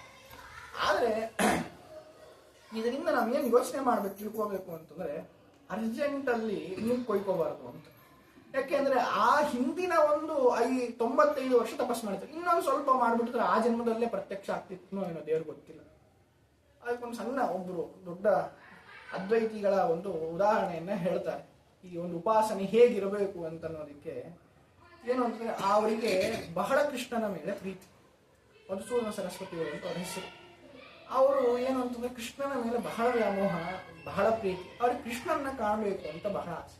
ಅದಕ್ಕೆ ಏನ್ ಮಾಡ್ಬೇಕು, ಕೃಷ್ಣನನ್ನ ಧ್ಯಾನವನ್ನ ಮಾಡಿದ್ರೆ ಕೃಷ್ಣ ಪ್ರತ್ಯಕ್ಷ ಆಗತ್ತೆ. ಎಷ್ಟು ದಿನ ಮಾಡಬೇಕು ಅಂತ ಕೇಳ್ತಾರೆ. 6 ತಿಂಗಳು ಮಾಡಪ್ಪ ಸಾಕು, ನಿಮ್ಗೆ ಪ್ರತ್ಯಕ್ಷ ಆಗ್ತಾನೆ. ಅವರು ಒಂದು ಊರಿನ ಹೊರಗಡೆ ಒಂದು ದೊಡ್ಡ ಸರೋವರ, ಅದರ ದಂಡೆಯ ಮೇಲೆ ಒಂದು ಕೃಷ್ಣನ ಗುಡಿ. ಆ ಗುಡಿ ಹತ್ರ ಹೋಗ್ತಾರೆ, ದಿನ ಮುಳುಗ ಹಾಕೋದು, ಕೃಷ್ಣನ ಮುಂದೆ ಬಿಟ್ಟು ಧ್ಯಾನ ಮಾಡ್ಬೇಕಂತ ಜಾಗ. 6 ತಿಂಗಳು ಮಾಡ್ತಾರೆ, ಕೃಷ್ಣ ಸುಳಿವೇ ಇಲ್ಲ. ತುಂಬಾ ಸಿಟ್ಟು ಬಂದ್ಬಿಡುತ್ತೆ, ಏನ್ ವೇಸ್ಟ್ ಇದು ಅಂತ ಹೇಳಿ ಹೋಗ್ತಾರೆ. ಅಲ್ಲೊಂದು ಏನು ಅಂತಂದ್ರೆ, ಒಬ್ಬ ಜನಗಳೆಲ್ಲ ಮಾತಾಡ್ತಿರ್ತಾರೆ ಬೀದಿಯಲ್ಲಿ. ಏನು ಅಂತಂದ್ರೆ, ಅಲ್ಲಲ್ಲಿ ಇಲ್ಲೊಬ್ಬ ಚಪ್ಪಲಿ ಮಾರ್ತಿದ್ದ, ಒಬ್ಬ ಚಪ್ಪಲಿ ಮಾಡೋನು, ಅವನು ಈಗ ಭಾರಿ ಶ್ರೀಮಂತ ಆಗ್ಬಿಟ್ಟಿದ್ದಾನೆ. ಈಗ ಪಕ್ಕದಲ್ಲಿ ಇದ್ದವ್ರು ಹೇಗ್ರಿ ಆದವನು ಅಂತ. ಇಲ್ಲ, ಇವನು ಕರ್ಣಪಿಶಾಚಿ ವಶ ಇದೆಯಂತೆ. ಏನು ಕರ್ಣಪಿಶಾಚಿ ಅಂದ್ರೆ ಏನು ಅಂತ ಕೇಳ್ತಾನೆ. ಎಲ್ಲದೊಂದು ಪಿಶಾಚಿ ಅದೇನ್ ಮಾಡತ್ತೆ ಅಂದ್ರೆ, ಎಲ್ಲ ಊರಲ್ಲಿರೋರ ಬಗ್ಗೆ ಎಲ್ಲ ಹಿಂದಿಂದು ಮುಂದಿಂದು ಭೂತ ಭವಿಷ್ಯ ವರ್ತಮಾನ ಎಲ್ಲವನ್ನು ಕೂಡ ತಂದು ಅವನಿಗೆ ಹೇಳತ್ತೆ. ಯಾರು ಇವನ ಹತ್ರ ಬರ್ತಾರೋ ಅವ್ನು ಕರೆಕ್ಟಾಗಿ ಹೇಳುತ್ತ, ನೀನ್ ಇಲ್ಲಿಂದ ಬಂದೆ, ಹೀಗ್ ಬಂದೆ, ನೀನ್ ಹಿಂದೆ ಹೀಗ್ ಮಾಡಿದ್ದೆ, ಮುಂದೆ ಹೀಗಾಗ್ತೆ ಅಂತ. ಅದನ್ನೆಲ್ಲ ಜನರು ಬೆಕ್ಕು ಬೆರಗಾಗಿ ಅವರಿಗೆಲ್ಲ ಸಲಹೆಯನ್ನ ಕೇಳಿ ಅವ್ನು ದೊಡ್ಡ ದಕ್ಷಿಣೆ ಎಲ್ಲ ಕೊಟ್ಟು ಈಗ ದೊಡ್ಡ ಶ್ರೀಮಂತ ಆಗ್ಬಿಟ್ಟಿದ್ದಾನೆ. ಆಗ ಇವರಿಗೆ ಒಂದು ಆಸೆ ಬಂತು, ಕೃಷ್ಣನನ್ನೇ ಕಟ್ಕೊಂಡ್ರೆ ಮೋಕ್ಷನೂ ಇಲ್ಲ, ಏನಿಲ್ಲ, ಅಟ್ಲೀಸ್ಟ್ ಈ ಜನ್ಮದಲ್ಲ ಅದು ದುಡ್ಡಿಗೆ ಇಟ್ಟು ಕಳಿಸ್ಕೊಂಡು ಆರಾಮಾಗಿರೋಣ ಅಂತೇಳಿ ಹೇಗಾದ್ರೂ ಮಾಡಿ ಆ ಕರ್ಣಪಿಶಾಚಿಯನ್ನ ನಾನು ಹಿಡ್ಕೋಬೇಕು ಅಂತ ಆ ಚಪ್ಪಲಿ ಮಾರೋನ ಹತ್ರ ಹೋಗ್ತಾರೆ. ಹೋದಾಗ ನನಗೂ ಕರ್ಣಪಿಶಾಚಿ ಬೇಕು. ಅವ್ರು ಹೇಳ್ತಾರೆ, ಕರ್ಣಪಿಶಾಚಿ ಬರೀ ಮಂತ್ರ ಉಪದೇಶ ತಗೊಂಡು ಅದೆಲ್ಲ ವಶ ಆಗೋದಿಲ್ಲ, ಅದಕ್ಕೆ 3 ತಿಂಗಳು ಸಾಧನೆ ಮಾಡಬೇಕು ಅಂತ. ಸರಿ ಅಂತೇಳಿ ಆಯ್ತಂತ ಉಪದೇಶ ತಗೊಂಡು 3 ತಿಂಗಳು ಸಾಧನೆ ಮಾಡ್ಲಿಕ್ಕೆ ಹೋಗ್ತಾರೆ. 3 ತಿಂಗಳು ಸಾಧನೆ ಮಾಡ್ತಾರೆ, ಬರೋದೇ ಇಲ್ಲ. 4 ತಿಂಗಳು 1 ತಿಂಗಳು ಎಕ್ಸ್ಟ್ರಾನೇ ಮಾಡ್ಬಿಡ್ತಾರೆ. ಹಾಗೆ ಇನ್ನೂ ಸಿಟ್ಟು ಬಂದ್ಬಿಡ್ತಾರೆ. 6, 4, 10 ತಿಂಗಳು ನನಗೆ ವೇಸ್ಟ್ ಆಗೋಯ್ತು. ಇಷ್ಟೊತ್ತಿನ ಹೊರಗಡೆ ಏನಾದ್ರು ಮಾಡಿದ್ರೆ ಒಂದಿಷ್ಟು ದುಡ್ಡಾರು ಬರ್ತಿತ್ತು ನನ್ನ ಕೈಗೆ ಅಂತ ಹೇಳಿ ಹೋಗಿ ದಬ ದಬ ದಬ ದಬ ಬೈಲಿಕ್ಕೆ ಶುರು ಮಾಡ್ಬಿಡ್ತಾನೆ. ಬೈದು ಏನ್ ಮಾಡ್ತಾನೆ, ಅಳತ ಒಂದು ಯಾವುದೋ ಒಂದು ಕಾಡಿನ ಪ್ರದೇಶದಲ್ಲಿ ಕೂತ್ಕೊಂತಾನೆ. ಅಲ್ಲೊಬ್ಬ ದನ ಕಾಯೋನ್ ಬರ್ತಾನೆ. ಏನ್ ಸ್ವಾಮಿ, ನಿಮ್ಗೆ ಏನ ಕರ್ಣಪಿಶಾಚಿನೂ ಸಿಗ್ಲಿಲ್ಲ, ಕೃಷ್ಣನೂ ಸಿಗ್ಲಿಲ್ವಾ ಅಂತ ದನ ಕಾಯೋನ್ ಅಂತ. ಅವ್ರಿಗೆ ಆಶ್ಚರ್ಯ ಆಗ್ಬಿಡುತ್ತೆ, ನಿನಗೆ ಹೇಗೆ ಗೊತ್ತು ಅಂದ್ರೆ ನನಗೂ ಒಂದು ಕರ್ಣಪಿಶಾಚಿ ವಶ ಆಗಿದೆ, ಅದು ಬಂದು ಹೇಳ್ತು ನೀವು ತುಂಬಾ ತಿಂಗಳಿಂದ ಕೃಷ್ಣನ್ ತಪಸ್ಸು ಮಾಡಿದ್ರಂತೆ, ಈ ಕರ್ಣಪಿಶಾಚಿ ತಪಸ್ಸು ಮಾಡಿದ್ರಂತೆ, ಎರಡೂ ಸಿಕ್ಲಿಲ್ವಲ್ಲ ಅಂತ. ಹೌದಾ, ಯಾಕೆ ಏನ್ ಹೇಳ್ತು ಅಂತಂದ್ರೆ, ಸ್ವಾಮಿ ನೀವು ತಪ್ಪು ಮಾಡ್ಬಿಟ್ರಿ. ಯಾಕೆ ಅಂತಂದ್ರೆ ಆ ಕರ್ಣಪಿಶಾಚಿ ನಿಮ್ಮ ಹತ್ರ ಬರ್ತಿತ್ತಂತೆ, ಆದ್ರೆ ಆ ಕೃಷ್ಣನ ಪ್ರಭೆ 6 ತಿಂಗಳು ತಪಸ್ ಮಾಡಿದ ಏನು ಕೃಷ್ಣನ ಪ್ರಭೆ ಇತ್ತಲ್ಲ, ಆ ಪ್ರಭೆ ಕರ್ಣಪಿಶಾಚಿ ನಿಮ್ಮ ಹತ್ರ ಬರ್ಲಿಕ್ಕೆ ಬಿಡ್ತಿರ್ಲಿಲ್ಲ. ಹಾಗಾಗಿ ನೀವು ಇನ್ನೊಂದು ಚೂರು ಜಾಸ್ತಿ ದಿನ ಮಾಡ್ಬಿಟ್ಟಿದ್ರೆ ಕೃಷ್ಣ ಬಂದು ಕಾಣ್ತಿದ್ದ ನಿಮ್ಮನ್ನ. ಹಾಗಾಗಿ ನೀವು ತಪ್ಪು ಮಾಡಿ ಯಾವುದೋ ಒಂದು ಕ್ಷುದ್ರವಾದ ಕರ್ಣಪಿಶಾಚಿ ಅವನು ಯಾವನೊಂದನೋ ಉಪದೇಶವನ್ನ ಪಡೆದು ಕರ್ಣಪಿಶಾಚಿ ಅಂತ ನಿಮಗೆ ಯಾಕೆ ಬೇಕು ಸ್ವಾಮಿ ಬ್ರಾಹ್ಮಣರಾಗಿ ಅಂತ ಒಬ್ಬ ದನ ಕಾಯೋ ನಿನ್ಗೆ ಅನ್ಬಿಡ್ತಾನೆ. ಭಾರಿ ಅವ್ರಿಗೆ ಬೇಜಾರಾಗ್ಬಿಡತ್ತೆ, ಎಂತಹ ಬ್ರಾಹ್ಮಣ್ಯ ಜನ್ಮ, ಇನ್ನೊಂದು ಸ್ವಲ್ಪ ಇದ್ರೆ ಕೃಷ್ಣ ಕಾಣ್ತಿದ್ದ, ಎಲ್ಲವನ್ನು ಹಾಳು ಮಾಡಬಹುದು ಅಂತ ಹೇಳಿ ಮತ್ತೆ ಅವರು ಕೃಷ್ಣನನ್ನ ಧ್ಯಾನ ಮಾಡಿ ಕೃಷ್ಣನ ಸಾಕ್ಷಾತ್ಕಾರ ಮಾಡ್ಕೊಂತಾರೆ ಅಂತ ಹೇಳಿ ಶಾಂತಾಕಾರಂ ಭುಜಗಶಯನಂ ಆ ಶ್ಲೋಕವನ್ನ ಬರೆದವರು ಅವರೇ. ಹಾಗಾಗಿ ಆ ರೀತಿಯಾಗಿ ಇವರು ಕೂಡ ಹಂಗೆ 95 ವರ್ಷಗಳ ತಪಸ್ಸನ್ನ ಒಂದ್ ಸ್ವಲ್ಪ ಏನೋ ಇದರಿಂದ ಮಾಡಿಕೊಂಡು ಹಾಗೆ ಭಗವಂತ ಕರುಣೆಯಿಂದ ಮುಂದೆ ನಾರದರ ಒಂದು ಕಳಿಸ್ಕೊಟ್ಟು ಅವರು ತಪಸ್ಸನ್ನ ಮಾಡಿ ಸಾಕ್ಷಾತ್ಕಾರ ಆಯಿತು. ಹೇಗೆ ಅಂತಂದ್ರೆ ಅತ್ಯಧಿಕವಾದಂತಹ ತಪಸ್ಸು, ಉಗ್ರವಾದ ತಪಸ್ಸು. ಸಣ್ಣ ಮಗು 7 ವರ್ಷದ ಮಗು ತಪಸ್ಸನ್ನ ಮಾಡೋದು ಹೇಗೆ ಅಂತ ಮೊದಲಿಗೆ ಹಣ್ಣನ್ನ ತಿನ್ನೋದು, ಆಮೇಲೆ ಒಂದ್ ಸ್ವಲ್ಪ ಹಣ್ಣ ಬಿಟ್ಟು ಅದು ಏನು ಬಿದ್ದಂತಹ ಹಣ್ಣು, ಆಮೇಲೆ ಹಣ್ಣು ಬಿಟ್ಟ, ನೀರನ್ನ ಕುಡಿಯೋದು ಬರೀ, ಆಮೇಲೆ ನೀರನ್ನು ಒಂದ್ ಸ್ವಲ್ಪ ದಿನ ಆದ್ಮೇಲೆ ನೀರನ್ನು ಬಿಟ್ಟ. ಏನು ಅಂದ್ರೆ ಕೆಳಗಡೆ ಬಿದ್ದ ಒಣಗಿದ ಎಲೆಯನ್ನ ತಿನ್ನೋದು, ಇನ್ನೇನು ಇಲ್ಲ. ಮತ್ ನೀರು ಹಣ್ಣೆಲ್ಲ ಎಲ್ಲ ಮೈನಸ್ ಆಗ್ತಾ ಹೋಗೋದು, ನಮ್ಮಾದ್ರೆ ಪ್ಲಸ್, ಇದ್ರ ಜೊತೆಗೆ ಇನ್ನೊಂದು. ಹಾಗಲ್ಲ, ಅವನ್ನೆಲ್ಲ ಬಿಡ್ತಾ ಹೋದ. ಆಮೇಲೆ ಭಗವಂತನ ಒಂದು ಧ್ಯಾನವನ್ನ ತಪಸ್ಸನ್ನ ಮಾಡ್ದ, ಕೊನೆಗೆ ನೀರನ್ನು ಬಿಟ್ಟು. ಏನು ಅಂತಂದ್ರೆ ಗಾಳಿಯನ್ನ, ದಿನ ಗಾಳಿಯಲ್ಲ 12 ದಿನಕ್ಕೊಮ್ಮೆ ಗಾಳಿಯನ್ನ ಸೇವನೆ ಮಾಡೋದು. ಆ ರೀತಿಯಾಗಿ ತಪಸ್ಸನ್ನ ಮಾಡ್ತಾ ಇದ್ದ. ಆಮೇಲೆ ಭಗವಂತ ವಾಸುದೇವ ರೂಪದಿಂದ ಪ್ರತ್ಯಕ್ಷನಾಗಿ ಭಗವಂತ ನಿಲ್ತಾನೆ. ಅಲ್ಲೋ ನಾ ಬಂದಿದ್ದೀನಿ, ಇಷ್ಟು ವರ್ಷ ನಾನು ತಪಸ್ ಮಾಡಕ್ ಕಾಯ್ದಿದ್ದಿ, ಎದುರಿಗೆ ಬಂದಿದ್ದೀನಿ ಮಾತಾಡ್ತಿಲ್ಲೋ ಅಂತ ಭಗವಂತ ಅಂತಾನೆ. ಯಾಕೆ ಅಂದ್ರೆ ಧ್ರುವರಾಜರು ಒಳಗಿನ ಗಣ್ಣಿನಿಂದ ಆ ನಾರದರು ಉಪದೇಶ ಮಾಡಿದಂತಹ ವಾಸುದೇವ ಅಂತ ಪ್ರತಿಪಾದ್ಯವಾದ ಭಗವಂತನನ್ನ ಕಾಣ್ತಾ ಇರ್ತಾರೆ, ವಾಸನಾಮಯವಾದಂತಹ ಭಗವಂತನ ಒಂದು ರೂಪವನ್ನ ಕಾಣ್ತಾ ಇರ್ತಾರೆ. ಹಾಗಾಗಿ ಭಗವಂತ ಏನ್ ಮಾಡ್ತಾನೆ ಅಂತಂದ್ರೆ ಮಾತಾಡ್ತಿಲ್ಲ ಅಂತ ಹೇಳಿ ಹಿಂಗ್ ಶಂಖವನ್ನ ಮುಟ್ಟಿಸ್ತಾನೆ. ಲಕ್ಷ್ಮೀದೇವಿ ಸನ್ನಿಧಾನದ ಇರುವಂತ ಶಂಖ ಅದನ್ನು ಮುಟ್ಟಿಸಿದಾಗ ಆಗ ಯೋಂತ ಪ್ರವಿಶ್ಯ ಮಮವಾಚ ವಿಮಾ ಪ್ರಸುತ್ತಾಮಂತ ಈ ರೀತಿಯಾಗಿ ಶ್ಲೋಕವನ್ನು ಮಾಡಿ ಭಗವಂತನನ್ನ ಬೇಡ್ತಾರಂತೆ. ಏನ್ ಬೇಡ್ತಾರೆ ಅಂತಂದ್ರೆ ನೋಡಪ್ಪ, ಮೊದಲನೇದು ನಿನ್ನ ಅನುಗ್ರಹ ಅನ್ನೋದು ಬೇಕೇ ಬೇಕು, ಅದೆಲ್ಲ ಪಾರಮಾರ್ಥಿಕ, ಅದೆಲ್ಲ ಅಂಡರ್ಸ್ಟುಡ್. ಈಗ ಎಕ್ಸ್ಕ್ಲೂಸಿವ್ ಆಗಿ ಏನ್ ಬೇಕು ಅಂತ ನನ್ನ ತಂದೆ ತೊಡೆ ಮೇಲೆ ಕೊಡ್ಬೇಕು ಹೋಗಿ. ಭಗವಂತ ಅಂತಾನೆ, ಅದನ್ನ ಯಾಕೆ ಹೇಳ್ತೀವೋ ನಿನಗೆ, ಅದಂತೂ ನೀನ್ ಗ್ರಾಂಟೆಡ್, ನೀನ್ ಯಾವಾಗ ತಪಸ್ ಮಾಡ್ಲಿಕ್ಕೆ ಬಂದ್ಯೋ ಅವಾಗ ನೀನ್ ಗ್ರಾಂಟೆಡ್, ಬೋನಸ್ ಕೊಡ್ತೀನಿ ಕೇಳು ಅಂತ. ಏನ್ ಬೋನಸ್ ಅಂತಂದ್ರೆ ತನ್ನ ಮಗಳು ಶಿಂಶುಮಾರ ನಾಮಕ ಭಗವಂತನ ಮಗಳನ್ನ ಕೊಟ್ಟು ಧ್ರುವರಾಜರಿಗೆ ಮದುವೆಯನ್ನ ಮಾಡ್ತಾರೆ. ಶಿಂಶುಮಾರ ಅಂದ್ರೆ ಎಂತವನು ಅಂತಂದ್ರೆ ಇಡೀ ಗ್ಯಾಲಕ್ಸಿ ಅವನ ಕೊಂಡಿಯ ಬಾಲದ ಮೇಲೆ ನಿಂತಿದೆ. ಅವನು ಏನ್ ಮಾಡಿದ, ಎಲ್ಲರ ಆಯುಷ್ಯ ತಾನು ಲೆಕ್ಕ ಹಾಕ್ತಾನೆ ಅಂತ ವಾದಿರಾಜರು ಹೇಳ್ತಾರೆ ಲಕ್ಷ್ಮೀ ಶೋಭಾನೆಯಲ್ಲಿ. ಅಂತಹ ಶಿಂಶುಮಾರನ ಮಗಳನ್ನ ಕೊಟ್ಟು ಆ ಇಡೀ ಧ್ರುವ ಮಂಡಲಕ್ಕೆ ಇವರನ್ನ ಸಾರ್ವಭೌಮನನ್ನಾಗಿ ಮಾಡ್ತಾನೆ. ಇಷ್ಟೇ ಅಲ್ಲಿ ಕತೆ ಮುಗಿಯುತ್ತೆ. ಆದ್ರೆ ಇಷ್ಟೇನಾ ಭಗವಂತನ ಅನುಗ್ರಹ? ಅವರು ಸಣ್ಣ ಮಗು ತಪಸ್ಸು ಮಾಡಿದಕ್ಕೆ ಎಷ್ಟು ಅನುಗ್ರಹ ಮಾಡ್ದ ಅಂತಂದ್ರೆ, ಆ ಧ್ರುವರಾಜರು ಅದೆಲ್ಲವನ್ನು ಬಿಟ್ಟು ನಾನು ಸನ್ಯಾಸಿ ಆಗ್ತೇನೆ ಸ್ವಾಮಿ ಅಂತ ಹೋದ್ರು ಕೂಡ ಅಲ್ಲೂ ರಾಜ ಪಟ್ಟವನ್ನೇ, ರಾಜವೈಭೋಗವನ್ನೇ ಕೊಡ್ತೇನೆ ಅಂತೇಳಿ ಲಕ್ಷ್ಮೀನಾರಾಯಣತೆಗಳನ್ನ ಶ್ರೀಪಾದರಾಜರನ್ನಾಗಿ ಮಾಡಿದ ಭಗವಂತ. ನೋಡಿ, ಅಂದ್ರೆ ನಾವು ಮಾಡಿದಂತ, ಈಗ ನಮ್ಗೇನೋ ಬ್ರಾಹ್ಮಣ್ಯ ಇದೆ, ನಾವೇನೋ ಸತ್ಕರ್ಮವನ್ನ ಮಾಡ್ತೇವೆ, ಅದು ಇಲ್ಲಿಗೆ ಮುಗಿದೋಯ್ತಾ ಅಂದ್ರೆ ಇಲ್ಲ, ಜನ್ಮಗಳವರೆಗೂ ಜನ್ಮಾಂತರದವರೆಗೂ ಕೂಡ ಅದು ಬರುತ್ತೆ ಅನ್ನೋದಕ್ಕೆ ಶ್ರೀಪಾದರಾಜರ ಧ್ರುವರಾಜರ ಮಹಿಮೆಯೇ ಸಾಕ್ಷಿ. ಹಾಗಾಗಿ ಆ ಲಕ್ಷ್ಮೀನಾರಾಯಣತೆಗಳು ಶ್ರೀಪಾದರಾಜರಾಗಿ ವೈಭೋಗ ಬಂದದ್ದೇನು ಅಂತಂದ್ರೆ ಸುಮ್ಮನೆ ಯಾವುದು ಬರೋದಿಲ್ಲ, ಎಲ್ಲವೂ ಕೂಡ ಧರ್ಮಕರ್ಮಗಳು ಬೇಕು. ಈ ರೀತಿಯಾಗಿ ಶ್ರೀಪಾದರಾಜು ಹಿಂದೆ ಮಾಡಿದಂತಹ ಸತ್ಕರ್ಮದಿಂದ ಅವರು ಎಲ್ಲವನ್ನೂ ಬಿಡ್ತೇನೆ ಅಂದ್ರೆ ಭಗವಂತ ಬಿಡ್ಲಿಲ್ಲ. ನೀನು ಅವಾಗ ಕೇಳಿದ್ಯಲ್ಲ ಈಗಲೂ ಬರತ್ತೆ ತಗೋ ಅಂತ ಹೇಳಿ ಆ ಎಲ್ಲ ವೈಭವಗಳನ್ನು ಶ್ರೀಪಾದರಾಜರಿಗೆ ಕೊಟ್ಟ. ಅಂತಹ ಶ್ರೀಪಾದರಾಜರು ಏನ್ ಮಾಡ್ತಾರೆ ಅಂತಂದ್ರೆ ಭಗವಂತನ ಸ್ತೋತ್ರ ಮಾಡ್ತಾರೆ. ಏನು ಅಂತಂದ್ರೆ ಅವರು ಸನ್ಯಾಸಿಗಳು ಏನ್ ಮಾಡ್ತಾರೆ, ಓಡಾಡ್ತಾ ಇರ್ತಾರೆ, ಎಲ್ಲ ಕಡೆಗೂ ಸಂಚಾರ ಮಾಡ್ತಾರೆ. ಬರೀ ನಾವು ಒಬ್ಬನೇ ಯಾಕೆ ಸಂಚಾರ ಮಾಡ್ಲಿ, ದೇವರನ್ನು ಕರಿತೀನಿ. ಅಲ್ಲಿವರೆಗೂ ಗೋಪಿನಾಥ ದೇವರು ಅವರ ಸಂಸ್ಥಾನದಲ್ಲಿ ಇರುತ್ತೆ. ಹಾಗಾದ್ರೆ ದೇವರನ್ನು ಕರ್ಕೊಂಡು ಸಂಚಾರಕ್ಕೆ ಹೋಗೋಣ ಅಂತ ಹೇಳಿ ಕರೀತಾರೆ. ಓಪು ಹೋಗೋಣ ಬಾರೋ ರಂಗ ಕೂಡಿಯ ಮುನ ತೀರದಲ್ಲಿ, ಓಪು ಹೋಗೋಣ ಬಾರೋ ಕೃಷ್ಣ ಜಾಹ್ನವೀಯ ತೀರವಂತೆ ಜನಕರ ಜನಕುವರಿಯಂತೆ ಜಾನಕಿ ವಿವಾಹವಂತೆ ಜಾಣ ನೀನು ಬರಬೇಕಂತೆ ಒಪ್ಪು ಹೋಗೋಣ ಬಾರೋ ಕೃಷ್ಣ ಅಂತ ಹೇಳಿ ರಾಮಾವತಾರದ ಸ್ತೋತ್ರವನ್ನ ಮಾಡ್ತಾರೆ. ಇನ್ನ ಕುಂಡಲೀಯ ನಗರವಂತೆ ಭೀಷ್ಮಕರ ಜನಕುವರಿಯಂತೆ ಶಿಶುಪಾಲನ್ನ ವಲ್ಲಳಂತೆ ನಿನಗೆ ಓಲೆ ಬರೆದಳಂತೆ ಒಪ್ಪು ಹೋಗೋಣ ಬಾರೋ ರಂಗ ಕೃಷ್ಣನ ಸ್ತೋತ್ರವನ್ನ ಮಾಡ್ತಾರೆ.